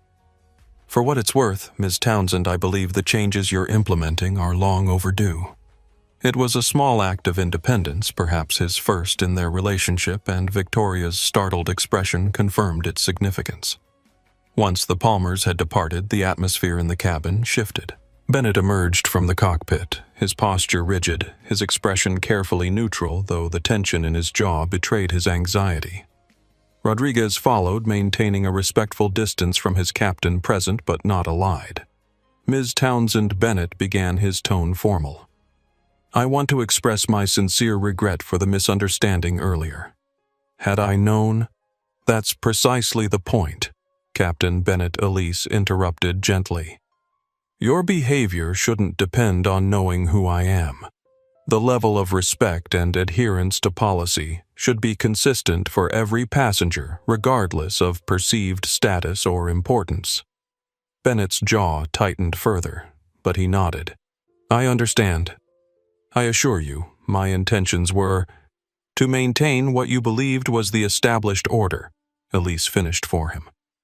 An order where certain passengers receive preferential treatment based on subjective criteria, while others are deemed less worthy of occupying premium spaces. The directness left Bennett momentarily speechless. Isabella stepped forward. We've arranged for a private conference room for this discussion. I suggest we continue there rather than in the cabin. Of course, Elise agreed. Morgan, would you join us as well? Your perspective is valuable. Morgan looked surprised, but nodded, her expression a mixture of nervousness and determination. Mr. Harrington Elise addressed the British passenger who was preparing to disembark. Thank you for your observations today. They've been illuminating. The pleasure was entirely mine, he replied with a small bow. I look forward to seeing how Skylight evolves under your leadership. The industry could use a reset of this nature. As they disembarked, Elise paused at the aircraft steps, taking in the gleaming Phoenix in the afternoon sunlight. The aircraft itself was blameless, a magnificent machine designed to deliver exceptional experiences. The problem lay in how human biases had corrupted that purpose, creating a hierarchy of worth that undermined the very premium service Skylight promised to provide. That was about to change. In the private conference room with its panoramic views of the airfield, the real work began. Bennett sat stiffly, his hands clasped before him on the polished table. Rodriguez maintained a neutral expression, though his posture suggested readiness rather than defensiveness. Morgan sat with surprising composure, her earlier nervous energy transformed into focused attention. Let me be clear about what happened today. Elise began, her tone measured but firm. It wasn't a misunderstanding or a miscommunication. It was a systematic failure of service culture, one that appears to be endemic rather than isolated based on my observations across multiple flights during the past 2 weeks. Bennett's expression tightened, but he remained silent. Captain Bennett, your technical skills are not in question. Your judgment regarding passenger treatment, however, reveals a concerning pattern of bias and preferential treatment that directly contradicts Skylight's service commitment. Ms. Townsend Bennett finally responded, his tone carefully controlled. Private aviation has always operated with certain flexible accommodations for our most loyal clients. That flexibility should never extend to creating a discriminatory environment where some passengers are made to feel unwelcome based on appearances or assumptions, Elise countered. Today, you invented policies that don't exist, escalated a seating preference to a safety issue, and attempted to intimidate a passenger into compliance, all to satisfy another client's desire for status affirmation. The blunt assessment hung in the air. Isabella nodded slightly, her expression confirming that she had witnessed similar behaviors before. Bennett's professional facade began to crack, his composure giving way to defensive anger. With all due respect, Ms. Townsend, you deliberately created this situation. You could have simply identified yourself from the beginning instead of playing this elaborate game to trap me. The outburst revealed more than any controlled response could have. Rodriguez looked down at his hands, clearly uncomfortable with his captain's reaction. I didn't create a situation, Captain Bennett. I simply experienced your company as an ordinary client, Wood, Elise replied calmly. The fact that you see that as a trap rather than a legitimate assessment speaks volumes about your awareness of your own behavior. And now you'll use this one incident to dismiss 15 years of exemplary service, Bennett demanded, his voice rising. This is absurd, Isabella stepped in, her voice firm but professional. Captain Bennett, this isn't about one incident. Miss Townsend referenced a pattern, and our preliminary review has already identified multiple documented concerns that were improperly handled or suppressed, including safety violations, Elise added quietly. Bennett's eyes widened. That's a serious accusation. It is, Elise agreed, and one we'll be investigating thoroughly. Morgan has already shared one specific instance involving rest period violations. I suspect there are others.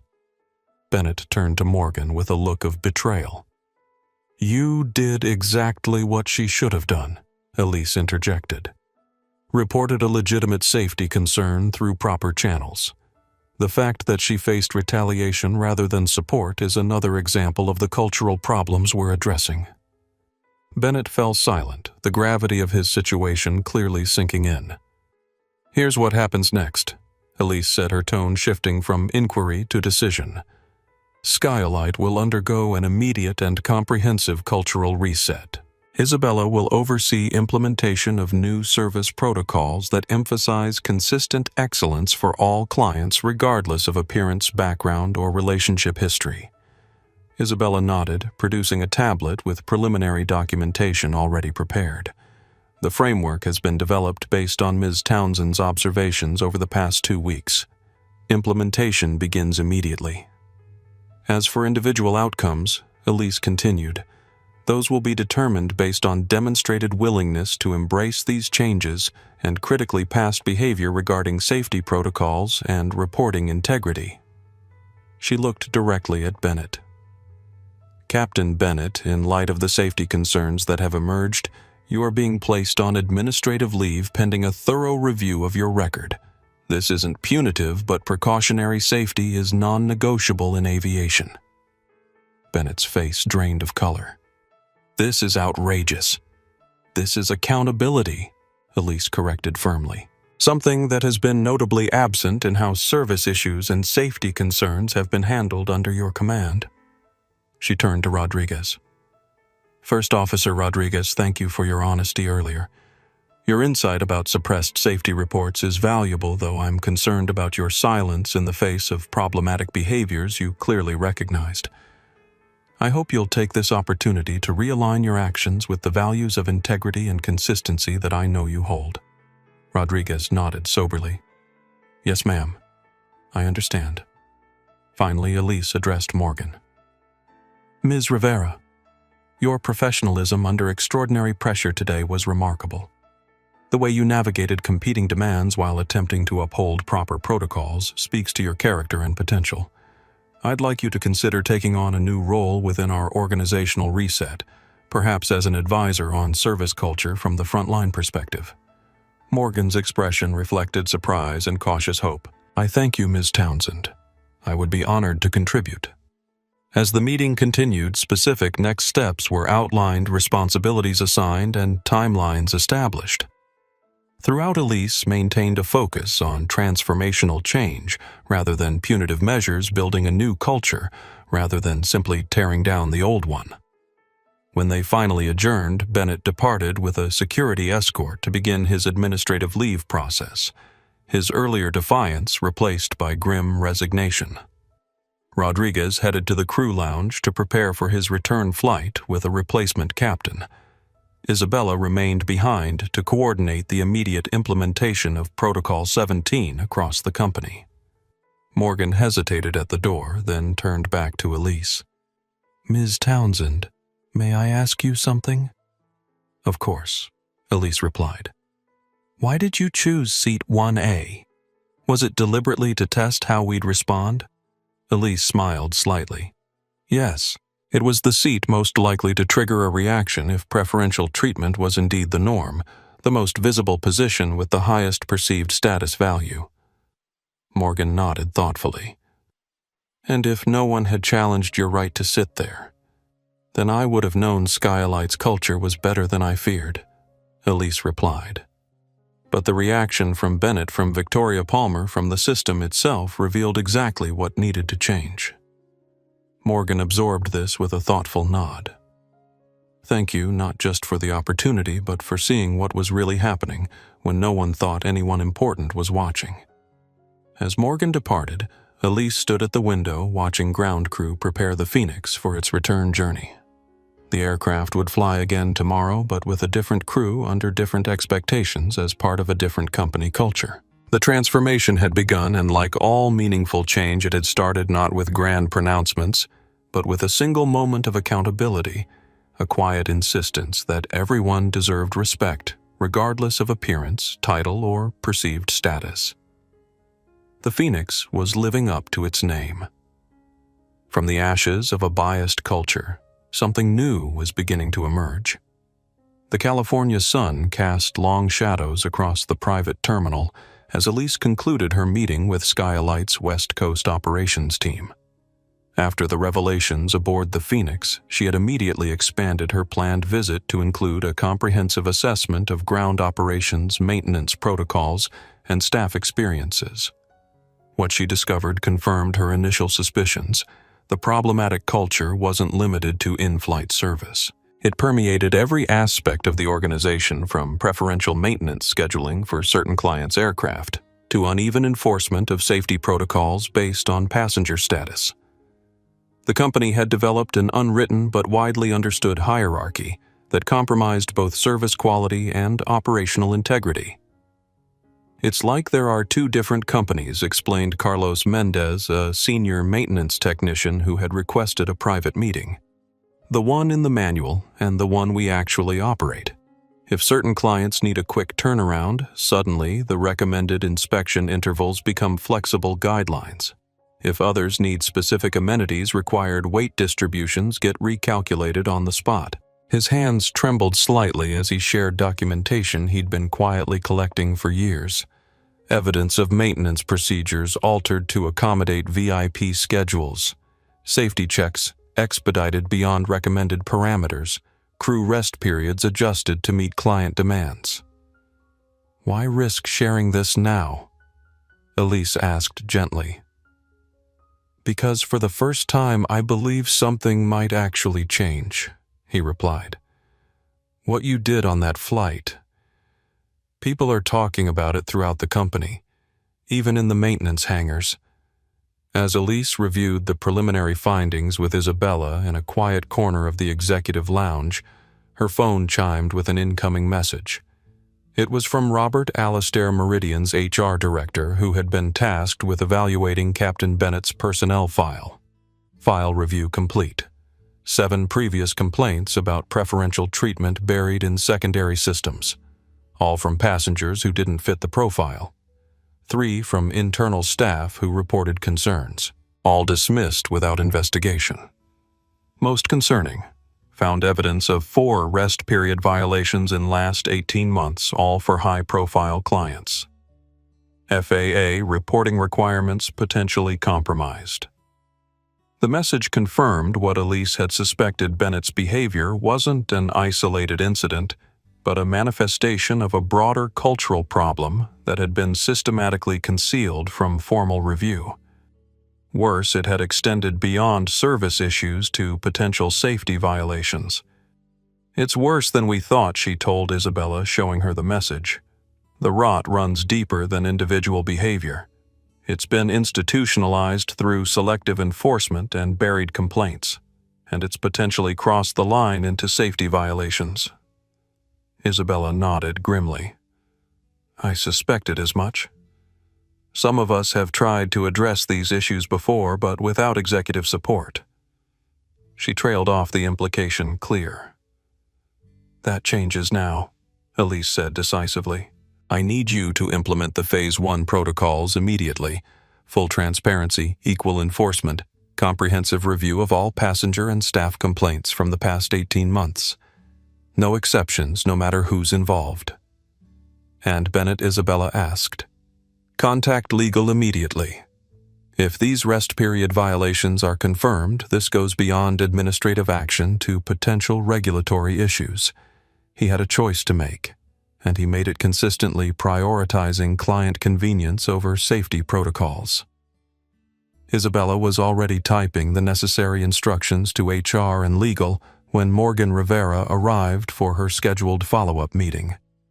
The young woman had changed from her flight uniform into business attire, and even this simple change seemed to amplify the natural confidence that had been suppressed in the toxic environment. Ms. Townsend, Ms. Martinez, she greeted them, her expression reflecting nervous excitement. I hope I'm not interrupting. Not at all, Elise assured her. In fact, your timing is perfect. We were just discussing next steps for implementing the cultural reset. Morgan took a seat, smoothing her skirt with slightly trembling hands.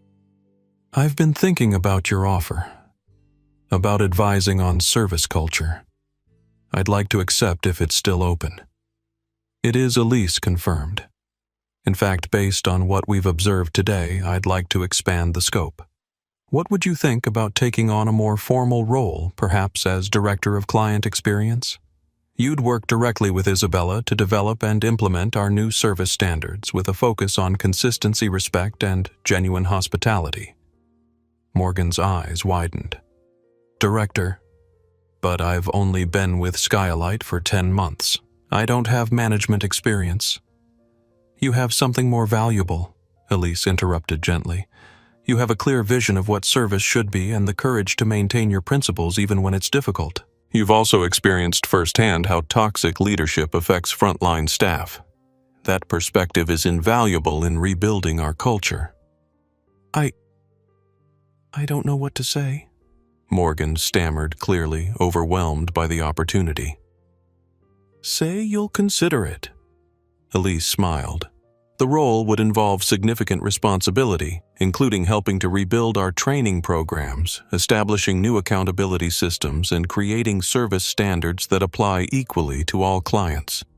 I don't need to consider it, Morgan replied, her voice finding new strength. I accept. This is exactly why I joined aviation in the first place, to create exceptional experiences for people. I just never imagined having the chance to shape how that happens at an organizational level.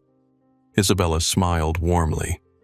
Your perspective will be invaluable and symbolic of our new direction, elevating those who embody our values rather than those who simply reinforce old hierarchies. Their planning session was interrupted by a discreet knock at the door. Isabella's assistant entered, her expression tense. I'm sorry to interrupt, but there's a situation at the main terminal. The Palmers are expressing displeasure about the replacement crew arrangements, rather publicly. Elise exchanged glances with Isabella. I think it's time we address this directly, she said, rising from her seat. Morgan, would you join us? This may be a good real-time application of the principles we've been discussing. As they made their way to the main terminal, Isabella briefed them on the situation. Victoria Palmer had apparently learned that Bennett would not be commanding their return flight, triggering a heated confrontation with ground staff that had escalated to demands to speak with whoever's in charge. The scene that greeted them was predictably tense. Victoria Palmer stood in the center of the private terminal's reception area, her voice raised, her gestures animated. Gregory stood slightly behind her, his expression caught between embarrassment and resignation. This is absolutely unacceptable, Victoria was saying to the increasingly uncomfortable receptionist. We have always flown with Richard's crew. Always. I don't care what protocol you're citing. I want to speak to someone with actual authority. Elise stepped forward calmly. Mrs. Palmer, I believe I qualify. Victoria turned sharply, her expression shifting from indignation to wary calculation as she recognized Elise. Ms. Townsend, perhaps you can explain why our standard arrangements have been unilaterally altered without consultation. Of course, Elise replied evenly. As I mentioned earlier, Skylight is undergoing a comprehensive service reset to ensure consistent excellence for all clients. Part of that reset includes reviewing and revising practices that created inequitable experiences or compromised operational integrity. And this relates to our return flight. How exactly Victoria pressed, though her earlier volume had moderated considerably. Captain Bennett has been placed on administrative leave pending a review of several concerning issues, including potential safety violations, Elise explained. As a result, a new flight crew has been assigned to all his scheduled routes, including your return to New York. Victoria's eyes widened slightly. You suspended Richard. Over a simple seating misunderstanding. No, Mrs. Palmer. Captain Bennett is on leave pending investigation of multiple issues, including serious concerns about rest period violations and selective enforcement of safety protocols. What occurred today simply brought these long-standing issues to light. Victoria looked genuinely startled. Safety violations. But Richard always said that certain rules were flexible for certain clients. Elise supplied. That's precisely the problem. In aviation, safety protocols aren't suggestions, and they shouldn't be applied selectively based on who's flying. For the first time, Victoria seemed truly unsettled rather than simply annoyed. The implication that her comfort had potentially come at the expense of proper safety procedures clearly disturbed her. Gregory stepped forward, his expression thoughtful. What Ms. Townsend is saying, Victoria, is that we've been complicit in a system that prioritized our convenience over proper protocols. We may not have created it, but we certainly participated in it. Victoria stared at her husband in surprise. His unusual assertion of an independent perspective clearly caught her off guard. The new crew is highly experienced and fully briefed on your preferences, Elise continued smoothly. You'll receive the same excellent service as every other Skylight client, attentive, personalized, and respectful. The only difference is that it will be delivered within the framework of proper operational protocols. She gestured toward Morgan, who had maintained a professionally composed expression throughout the exchange. Ms. Rivera, in her new role as Director of Client Experience, will personally oversee your return journey. She'll ensure that all your legitimate needs are met according to our new service standards. Morgan stepped forward with quiet confidence that would have been unimaginable just hours earlier. Mrs. Palmer, Mr. Palmer, I'd be happy to review your preferences and ensure your comfort throughout the journey while introducing you to your new flight crew. Victoria looked between them, her habitual indignation battling with the sobering realization about safety protocols. After a moment's consideration, she nodded stiffly. Very well. We'll adapt to these new arrangements. As Morgan guided the Palmers toward a private lounge to discuss their return journey, Isabella turned to Elise with quiet admiration. That was masterfully handled, she observed. Firm, but not confrontational. Clear, but not punitive. And did you see the difference in Morgan already? From intimidated flight attendant to confident director in a matter of hours. People rise to the level of trust and responsibility you give them, Elise replied. Morgan always had this potential. The old system simply suppressed it instead of nurturing it. Their conversation was interrupted by an urgent call from Robert Allister. His voice was grave as he shared the preliminary findings of the legal review. It's worse than we initially thought. We've identified at least 7 instances where Bennett appears to have violated mandatory rest periods to accommodate client schedules. More concerning, we found evidence that he may have influenced maintenance records to expedite aircraft availability for certain clients. That crosses the line from service issues to potential regulatory violations. Elise noted, her expression serious. We have an obligation to report this to the FAA. Legal is already preparing the necessary documentation, Robert confirmed. They recommend immediate termination rather than administrative leave, given the seriousness of the findings. Elise considered this advice thoughtfully. Proceed with the termination, but ensure it's handled professionally. This isn't about public humiliation, but about accountability and organizational integrity. Make it clear that the decision is based on the safety violations, not the service issues we observed today." As Elise ended the call, she noticed Carlos Mendez, the maintenance technician, watching her from across the terminal. He gave her a small, respectful nod, acknowledgement from someone who had witnessed problems for years but never had the power to address them. Within hours, the initial phase of Skylight's transformation was in full motion. Bennett had been officially terminated with full documentation of the safety violations provided to both him and relevant regulatory authorities. Key leadership positions were being reassessed, with several promotions already announced for staff who had maintained integrity despite pressure to compromise. A comprehensive review of all operational protocols was underway, with particular focus on areas where client preferences had been allowed to override standard procedures. The Phoenix was truly rising from the ashes, its rebirth catalyzed by a single moment of accountability aboard its namesake aircraft. What had begun as an undercover assessment had transformed into a full-scale cultural revolution, one that promised to redefine not just how Skylight operated, but how private aviation itself could balance premium service with consistent standards. The transformation had begun, and like all meaningful change, it had started not with grand pronouncements, but with a quiet insistence on integrity, regardless of who was watching. 3 days after the pivotal flight on the Phoenix, Elise sat in Skylight's New York headquarters, surrounded by the company's senior leadership team.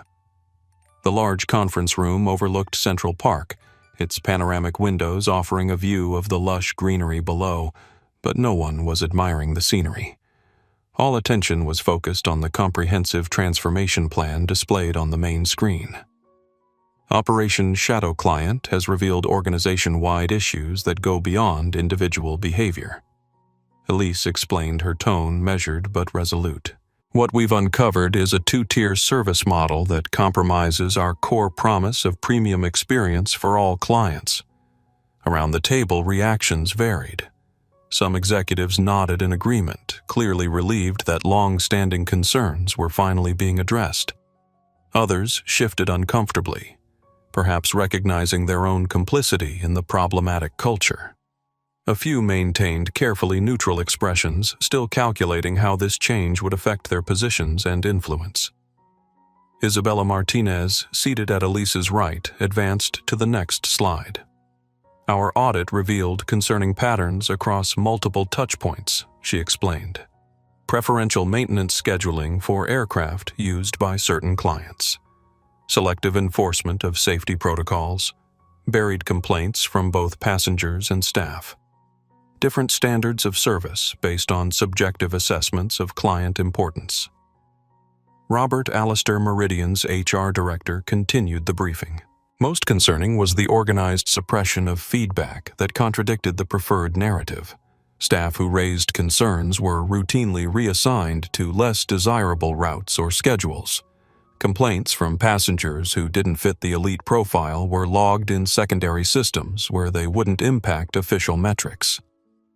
Elise studied the faces around the table, noting who appeared surprised by these revelations and who did not. The distinction would be telling as they moved forward with the transformation.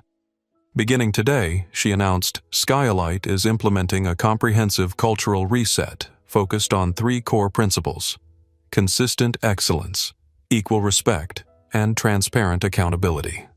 She gestured to Morgan Rivera, who now sat at the leadership table in her new role as Director of Client Experience. The promotion had raised eyebrows among some executives, but Elise's faith in Morgan's potential had proven well-founded. In just 3 days, she had demonstrated remarkable insight and initiative in reimagining Skylight's service approach. "Our current service model creates artificial hierarchies that undermine the premium experience we promise." Morgan explained, her initial nervousness giving way to confident expertise as she spoke. "Moving forward, we'll define premium not by preferential treatment for some, but by consistent excellence for all." She advanced to the next slide, which outlined specific changes to service protocols, training procedures, and performance metrics.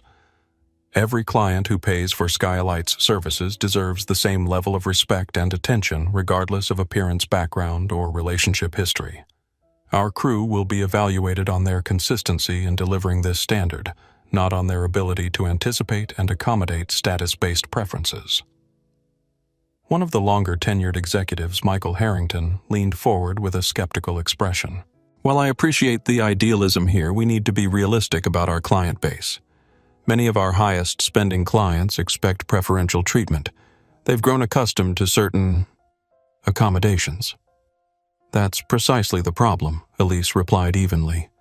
We've trained a segment of our clientele to expect special treatment based not on what they've paid for, but on who they appear to be. That creates an inherently discriminatory environment where service quality depends on subjective assessments rather than objective standards. But the reality is that some clients do spend significantly more than others, Harrington persisted. Surely that merits some differentiation in service approach. Differentiation based on what they've purchased. Absolutely, Elise agreed. If a client books a larger aircraft, requests specific amenities, or pays for additional services, they should receive exactly what they've paid for. What they shouldn't receive is preferential treatment over another client who has paid for the same level of service but doesn't fit someone's mental image of elite. A younger executive who had remained silent until now suddenly spoke up. I've been waiting years for someone to say exactly that. All eyes turned to her. I'm sorry, but it's true. I've watched clients who look like me get randomly selected for secondary verification, questioned about their bookings, or seated in less desirable positions despite identical reservations. I've tried to address it before, but her voice trailed off, the unspoken implication clear. Without leadership support, such concerns were career-limiting. That ends today, Elise stated firmly. And I want to be absolutely clear, this transformation isn't just about service equity. It's about operational integrity and safety as well. Our investigation has uncovered multiple instances where safety protocols were compromised to accommodate client preferences or schedules. The revelation created a ripple of concerned murmurs around the table. The Phoenix Protocol isn't optional, and it isn't a public relations exercise, Elise continued. It's a fundamental reimagining of how we define premium service and how we operate as a company. Those who embrace it will thrive in the new Skylight. Those who don't should consider whether this is still the right environment for their talents. The directness of the statement silenced the room. Elise had made it clear this wasn't a suggestion but a new direction. Adaptation was required, not optional. The discussion continued, addressing practical implementation challenges, training requirements, and metrics for measuring success. Throughout the conversation, Elise observed the gradual shift in the room from skepticism to consideration, from resistance to cautious engagement. Not everyone was fully convinced, but the direction was clear. Skylight was changing with or without individual buy-in. As the formal meeting concluded and executives began to disperse, Elise noticed Morgan deep in conversation with Carlos Mendez, the maintenance technician who had shared critical documentation. Their animated discussion spoke to the breaking down of hierarchical barriers that had previously prevented such cross-departmental collaboration. They're already forming new alliances, Isabella observed, following Elise's gaze. People who maintained their integrity despite the old system are finding each other now that it's safe to do so. That's the most powerful aspect of cultural transformation, Elise replied. We don't have to create something entirely new, we just have to uncover and elevate what was always there, hidden beneath layers of dysfunction. Speaking of which, Isabella said, gesturing toward a small group of mid-level managers huddled near the door. Their expressions wary, we still have pockets of resistance. Several of Bennett's closest allies are clearly concerned about their positions, as they should be if they enabled or perpetuated the problems we've identified, Elise replied. But transformation isn't about purging everyone associated with the old regime. It's about providing clear expectations and pathways forward, then letting people choose whether to adapt. Their conversation was interrupted by the arrival of James Harrington, the British passenger from the Phoenix flight, now revealed as the CEO of Harrington Aviation Group, one of the industry's most respected consulting firms, Ms. Townsend. He greeted her warmly. "I hope you don't mind my dropping by. I've been following the ripples from your Phoenix flight with great interest." "Mr. Harrington," Elise acknowledged with a smile, "I'm not surprised you've been keeping tabs on developments. When one of the industry's most prestigious private carriers undergoes such a dramatic transformation, everyone pays attention," he replied. "What you've initiated isn't just affecting Skylight. It's causing introspection throughout private aviation." "In what way?" Elise asked, genuinely curious. "3 of our other client companies have already requested cultural audits similar to your Operation Shadow client," he explained.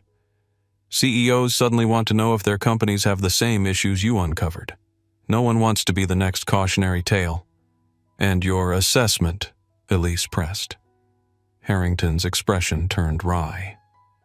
"Having witnessed the Phoenix incident firsthand, I'd say most have at least some of the same challenges. Private aviation has operated on implicit biases for decades. You've simply brought them into the open where they can no longer be ignored." As Harrington departed, promising future collaboration, Morgan approached with a tablet displaying preliminary data from staff surveys initiated under the Phoenix Protocol. "The results are illuminating," she reported. 87% of frontline staff report having been pressured to provide preferential treatment based on subjective client assessments rather than service tier. 64% have witnessed or experienced retaliation for raising concerns about unfair practices.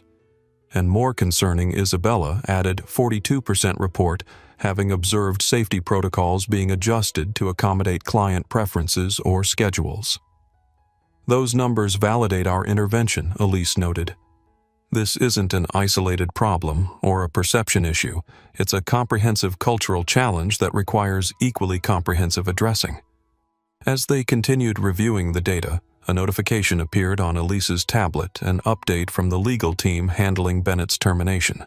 The former captain had initially threatened litigation claiming wrongful dismissal, but had quickly backed down when presented with the documented safety violations.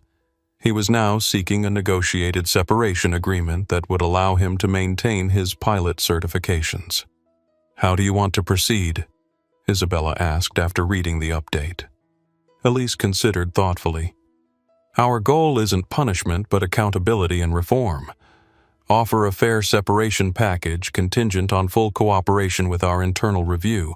No non-disclosure requirements. We have nothing to hide in our handling of this, but a mutual non-disparagement clause to allow everyone to move forward professionally." Later that evening, as Elise reviewed the day's developments from her Manhattan office, she received a notification that caught her attention. Victoria and Gregory Palmer had booked another flight on Skylight, their first since the incident on the Phoenix. The reservation included a specific note: standard seating acceptable. No special arrangements required. It was a small indicator, but a meaningful one. At least some of those accustomed to the old system were willing to adapt to the new one. Others would not. Elise had already received reports of several long-term clients transferring their business to competitors after learning of Bennett's departure and the new service approach. That was an acceptable cost of meaningful change. The transformation of Skylight was still in its early stages, with much work remaining to embed the new values throughout the organization. But the foundation had been laid, a foundation built on the recognition that true premium service wasn't about selective preference, but consistent excellence, not about reinforcing status hierarchies, but ensuring equal respect for all who chose to fly with Skylight. As she closed her tablet, Elise's gaze fell on her father's watch. "Time reveals truth," he had always said. And the truth that had been revealed aboard the Phoenix was now guiding a transformation that extended far beyond a single flight or even a single company. It was challenging an entire industry to reconsider what premium truly meant in the context of human dignity and operational integrity. The Phoenix was rising renewed not just in name, but in purpose. 2 weeks after her unexpected promotion, Morgan Rivera stood by the window in her new office at Skylight's Manhattan headquarters, watching aircraft movements on the distant runway. The space was still sparsely decorated. She hadn't had time to personalize it yet, but it already felt like a symbol of the remarkable transition in her life. A gentle knock at the door interrupted her thoughts. Elise Townsend stood in the doorway, characteristically understated, in a simple charcoal dress, her expression warm. "Do you have a moment?" Elise asked. "I wanted to check in on how you're settling into the role." "Of course," Morgan replied, gesturing to the small seating area near the window.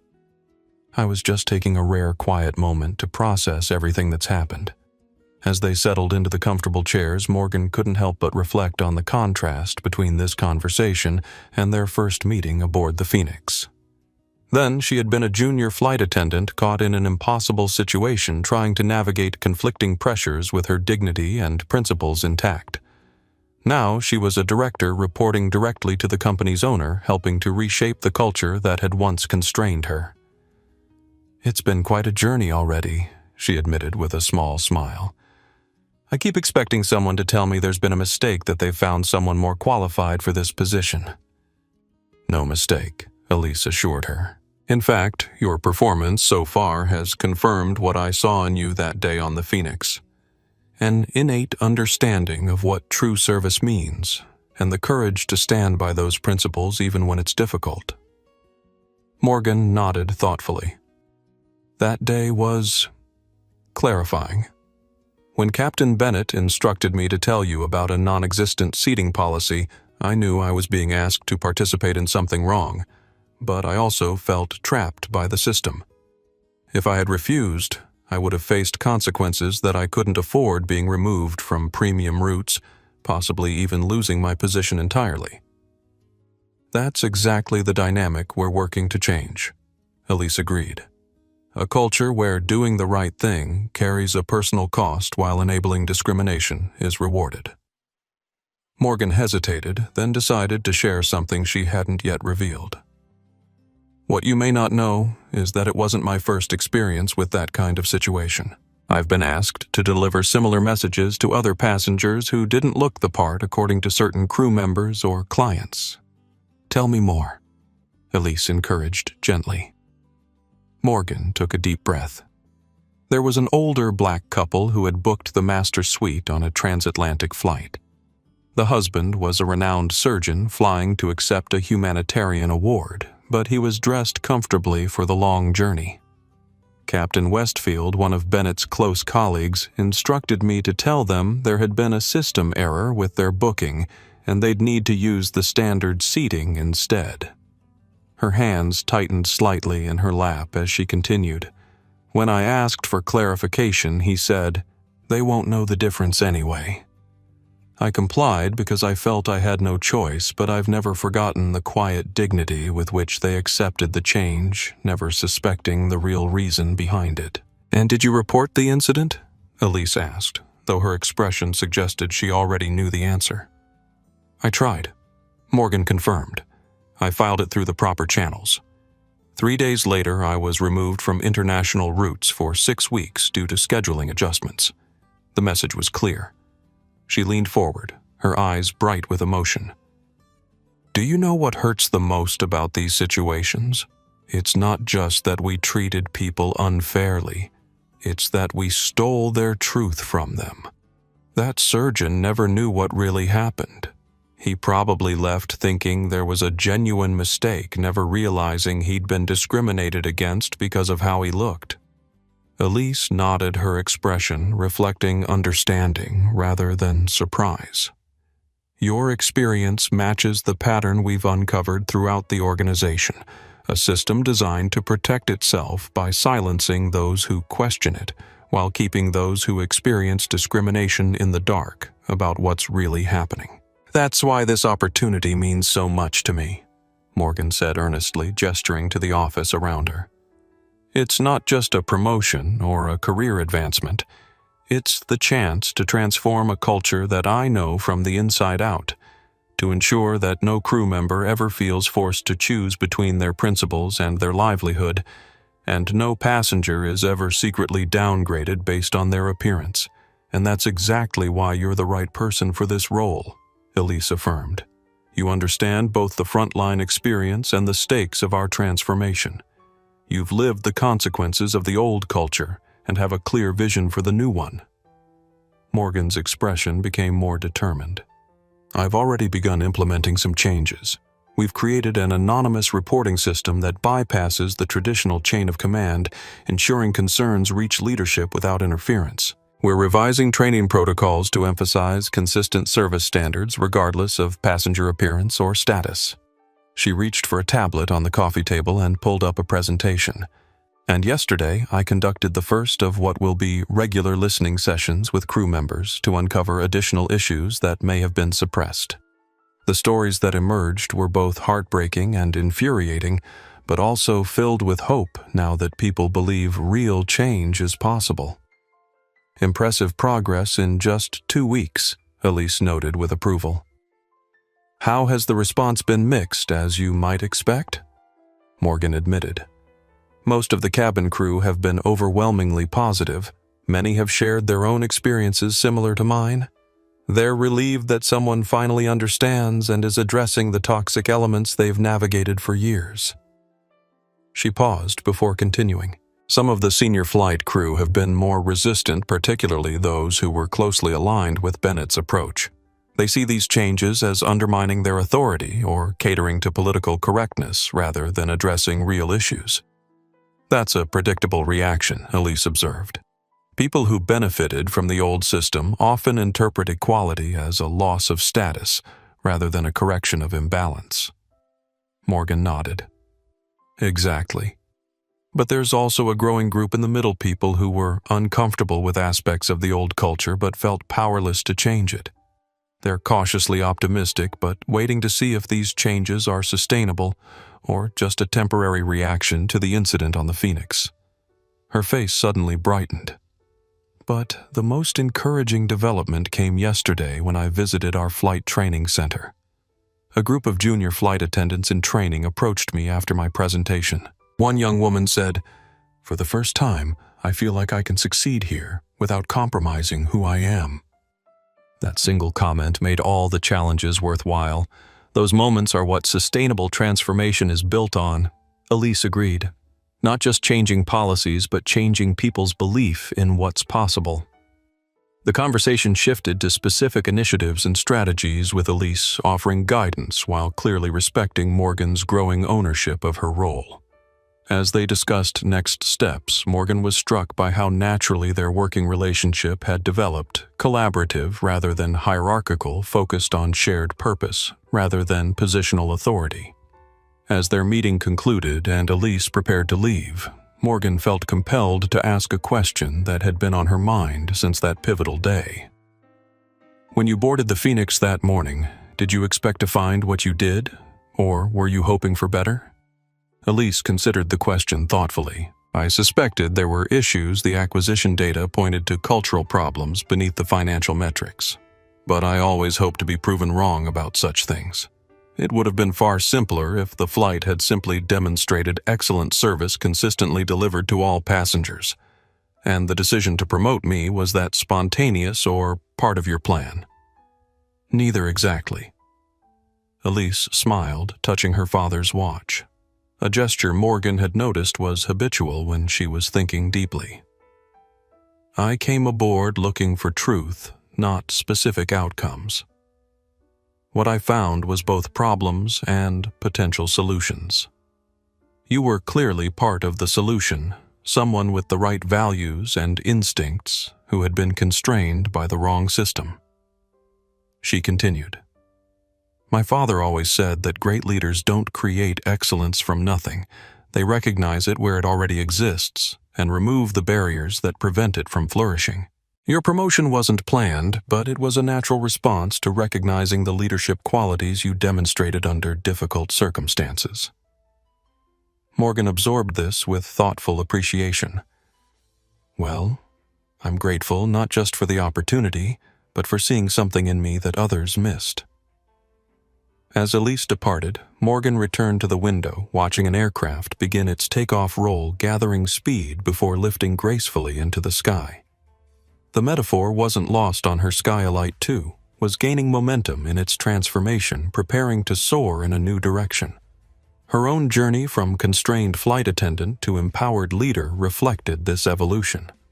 For years, she had been forced to navigate conflicting demands between service excellence and selective discrimination between personal integrity and professional survival. Now she was helping to create a new reality where such conflicts need not exist, where premium truly meant excellence for all, not preference for some. A knock at her door announced the arrival of her next appointment, a meeting with Carlos Mendez from maintenance and several other staff members who had volunteered to join a cross-departmental working group on service standards. People who had previously been separated by hierarchical barriers were now collaborating to rebuild the company's approach from the ground up. "Come in," she called, feeling a surge of purpose as she welcomed them.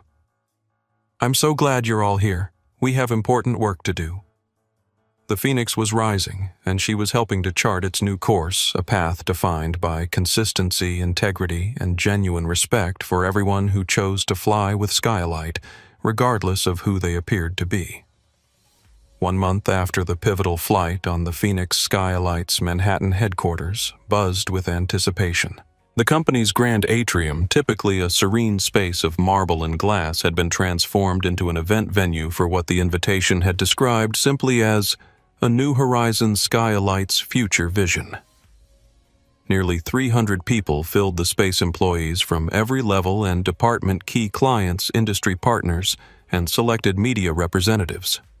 The diversity of the gathering itself represented a departure from past company events, which had typically been restricted to senior leadership and high-profile clients. At precisely 10:00 a.m., Isabella Martinez stepped to the podium, her professional demeanor tinged with genuine enthusiasm. "Good morning and welcome," she began. "Today marks not just a new chapter for Skylight Aviation, but a fundamental reimagining of what luxury private aviation can and should be." The large screen behind her illuminated with Skylight's refreshed logo, still recognizable but subtly updated to reflect the company's evolution. For those who haven't yet had the pleasure of meeting her, I'm honored to introduce the visionary behind our transformation, Elise Townsend, founder and CEO of Meridian Global Investments, and the new owner of Skylight Aviation.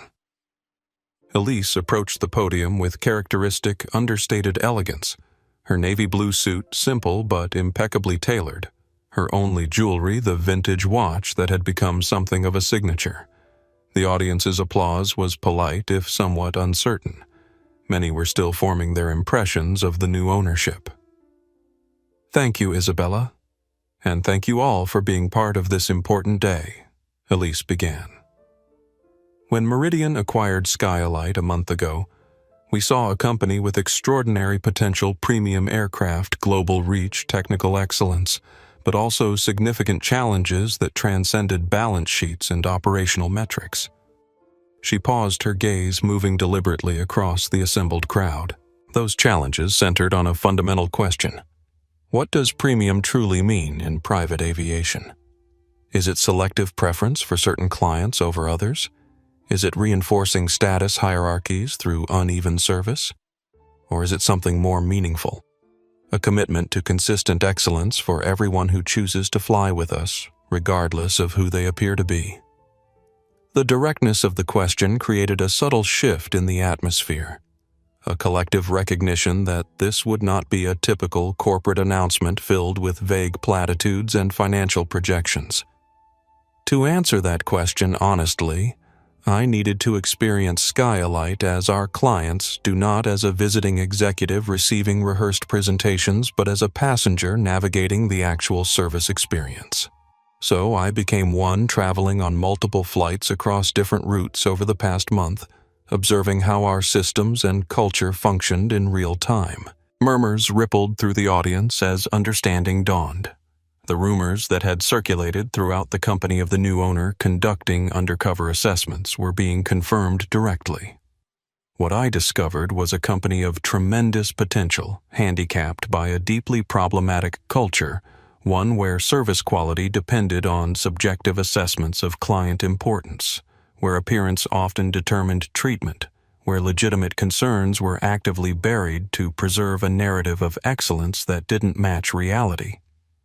The candor was startling in a corporate context, but Elise continued with calm confidence. Rather than hide these findings or address them through vague initiatives, we've chosen to confront them directly and transform them comprehensively. Today, I'm proud to announce the Phoenix Protocol Skylight's complete cultural and operational reset. The screen behind her shifted to display the initiative's 3 core principles: consistent excellence, equal respect, and transparent accountability. Under the Phoenix Protocol, Skylight is fundamentally redefining premium service. No longer will it mean preferential treatment based on appearance, background, or relationship history. Instead, it will mean consistent excellence delivered equally to every client who chooses to fly with us. Elise gestured to the side of the stage, inviting Morgan Rivera to join her. To lead this transformation, we've appointed Morgan Rivera as our new Director of Client Experience. Morgan brings not only exceptional professional skills, but first-hand knowledge of the challenges we're addressing. Her journey from flight attendant to director in just 1 month may seem unconventional by traditional standards, but it perfectly embodies our commitment to elevating those who demonstrate the values that will define Skylight's future. Morgan stepped forward with composed confidence that reflected her rapid growth into her leadership role. Thank you, Ms. Townsend. The Phoenix Protocol represents more than a policy change. It's a complete reimagining of how we define and deliver premium service. She advanced to the next slide, which outlined specific changes being implemented across the organization. We've already begun comprehensive retraining for all client-facing staff, established new accountability systems that ensure consistent service standards, regardless of who's being served, and created transparent reporting mechanisms that prevent legitimate concerns from being buried or dismissed. As Morgan continued her presentation, the audience's initial uncertainty gradually gave way to engaged attention. The clarity of the vision and the concrete steps being outlined created a sense of momentum that even skeptics found difficult to dismiss. Halfway through, a moment of unscripted authenticity captured the essence of the transformation better than any prepared remarks could have. A young maintenance technician, later identified as Sophia Reyes in her first year with the company, raised her hand during the Q&A session. I've been afraid to speak up about safety concerns because I've seen what happens to people who do, she said, her voice trembling slightly but determined. Will these changes really protect people like me who just want to do our jobs properly? Before Elise or Morgan could respond, Carlos Mendez stood up from his seat in the middle of the audience. 3 weeks ago, I shared documentation I'd been collecting for years about maintenance protocols being compromised for VIP clients, he said, his voice carrying clearly through the atrium. I was terrified of losing my job. Instead, I was appointed to lead a new technical integrity team. So, yes, these changes are real. For the first time in my 12 years here, doing the right thing is being rewarded instead of punished. The spontaneous testimony created a ripple effect, with several other employees standing to share brief accounts of how the initial phase of transformation had already impacted their work experience. What had been planned as a formal corporate announcement had evolved into something more authentic, a community beginning to believe in the possibility of meaningful change. As the formal program concluded, the atmosphere in the atrium was electric, with a mixture of hope, skepticism, and curiosity. Various conversations broke out among different groups, reflecting the complex emotions that accompany any significant transformation. Victoria and Gregory Palmer, who had accepted the invitation with what Isabella had described as cautious curiosity, approached Elise during the reception. Their experience aboard the Phoenix had clearly prompted reflection, particularly for Gregory, who had become notably more engaged and less deferential to his wife's stronger personality. Ms. Townsend, Gregory began, what you're implementing here goes beyond Skylight. It challenges assumptions that have defined private aviation for decades. That's precisely the point, Elise replied. Sometimes an entire industry needs to reconsider its foundational assumptions. Victoria, who had been uncharacteristically quiet, finally spoke. I've been thinking about what you said on the Phoenix about how loyalty should earn appreciation, but not preferential treatment that comes at others' expense. It's not how I was raised to think about service. Few of us were, Elise acknowledged. We've all been conditioned to equate premium service with exclusive access and special treatment. The Phoenix Protocol proposes something different, that true premium means consistent excellence for everyone, not selective preference for some. Victoria nodded slowly. We flew back to New York with your new protocols in place. The service was actually better. More genuine somehow. Less about performance and more about authentic care. That's exactly what we're aiming for. Morgan interjected, having joined the conversation. When staff don't have to navigate artificial hierarchies or enforce subjective preferences, they can focus entirely on delivering exceptional service to everyone. As the Palmers moved on, James Harrington approached with an industry publication in hand.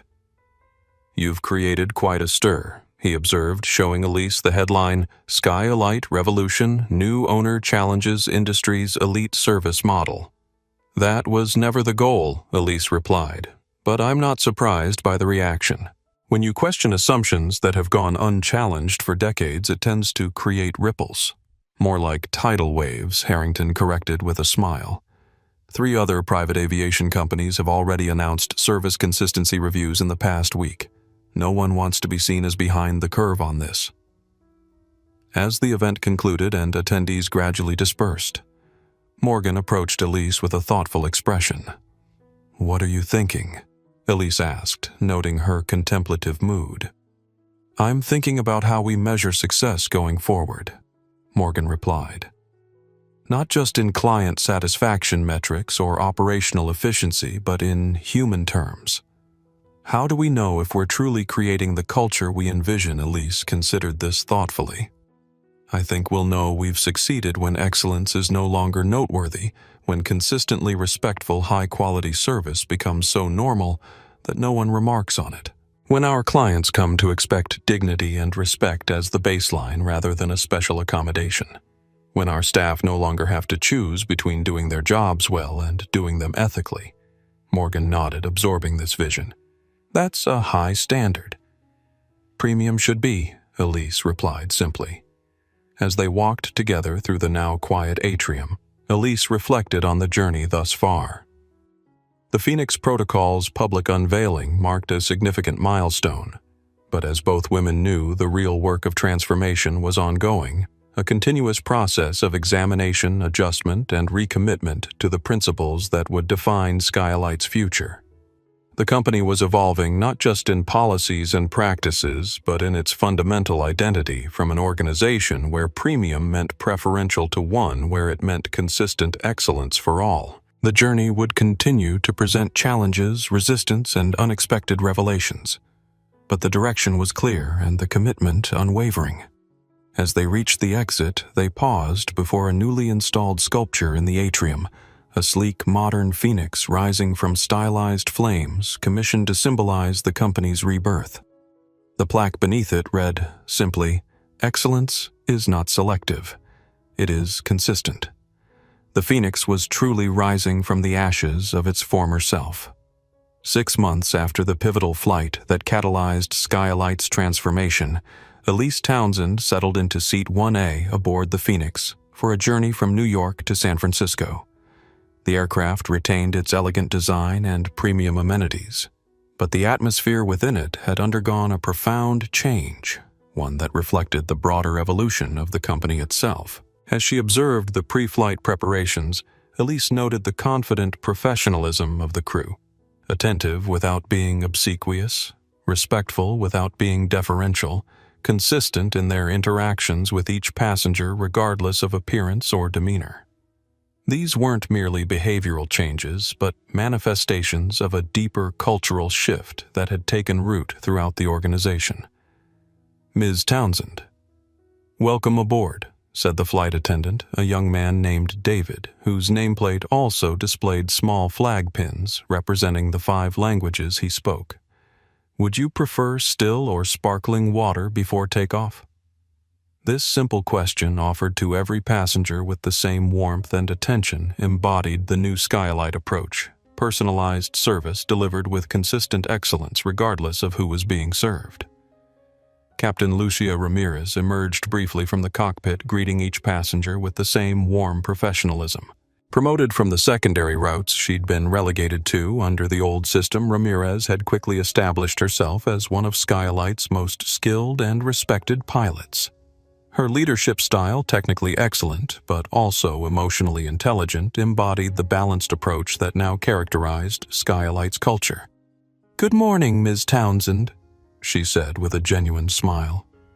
"Weather conditions are favorable all the way to San Francisco. We should have a smooth flight with an on-time arrival." "Thank you, Captain Ramirez," Elise replied. "How has the new scheduling system been working for the flight crews?"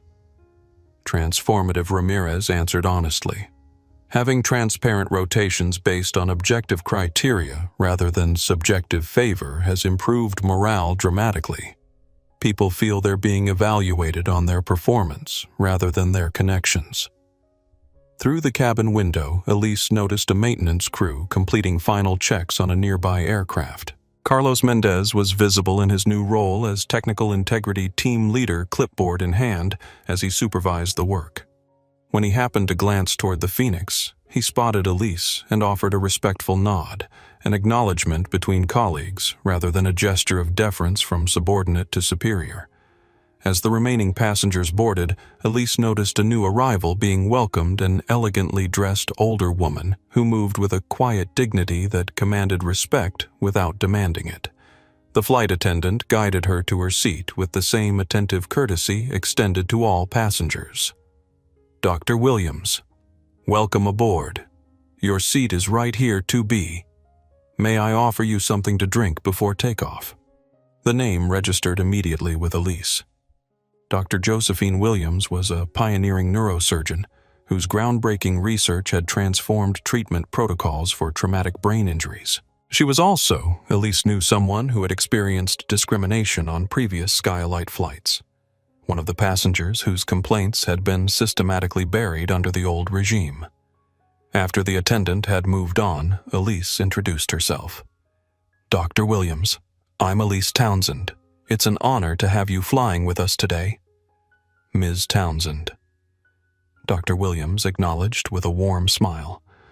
"I've been following Skylight's transformation with great interest.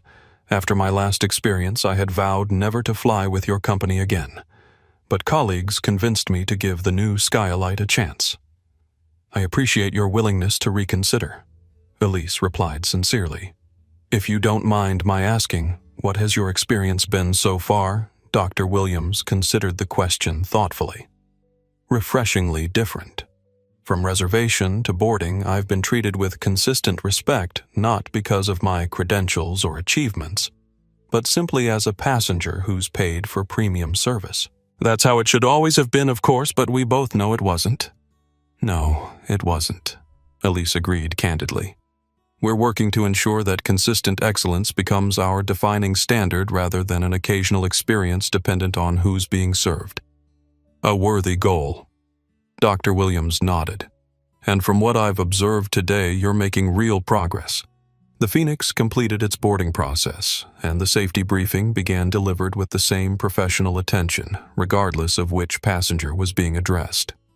As they taxied toward the runway, Elise reflected on the journey of the past 6 months. The Phoenix Protocol had been fully implemented across all operations, establishing clear standards and accountability mechanisms that ensured consistent service regardless of passenger characteristics. The anonymous reporting system had revealed additional issues that had been hidden under the old culture, allowing them to be addressed openly and structurally. Morgan Rivera had continued to thrive in her role as Director of Client Experience, developing innovative training programs and accountability systems that reinforced the new service standards. Her personal journey from constrained flight attendant to empowered leader had become something of an internal legend, a tangible example of how the transformation created opportunities for those whose potential had been suppressed by the old system. Isabella Martinez had been promoted to Chief Operating Officer, her long-standing commitment to operational excellence finally matched with the authority to implement it consistently. Under her leadership, the company had eliminated the hidden hierarchies that had prioritized certain clients' aircraft and routes over others, establishing transparent standards that applied equally regardless of who was flying. Even the Palmers had evolved in their own way, while Victoria occasionally struggled to adapt to the new reality where her preferences no longer automatically superseded others. Gregory had embraced the changes with surprising enthusiasm. He had even joined a client advisory panel that provided feedback on Skylight's service evolution, offering valuable perspective on the transition from a long-term client's viewpoint. Most significantly, a comprehensive safety review had identified and addressed numerous instances where protocols had been compromised to accommodate client preferences or schedules. The resulting improvements had not only enhanced operational safety, but had earned Skylight industry recognition for its proactive approach to compliance and transparency. The Phoenix began its takeoff roll, powerful engines accelerating the aircraft down the runway before lifting gracefully into the clear morning sky. Through her window, Elise watched the New York skyline recede, the city's familiar towers growing smaller as they climbed. A young woman seated across the aisle caught Elise's eye and smiled. Sophia Reyes, the maintenance technician who had bravely spoken up at the transformation unveiling.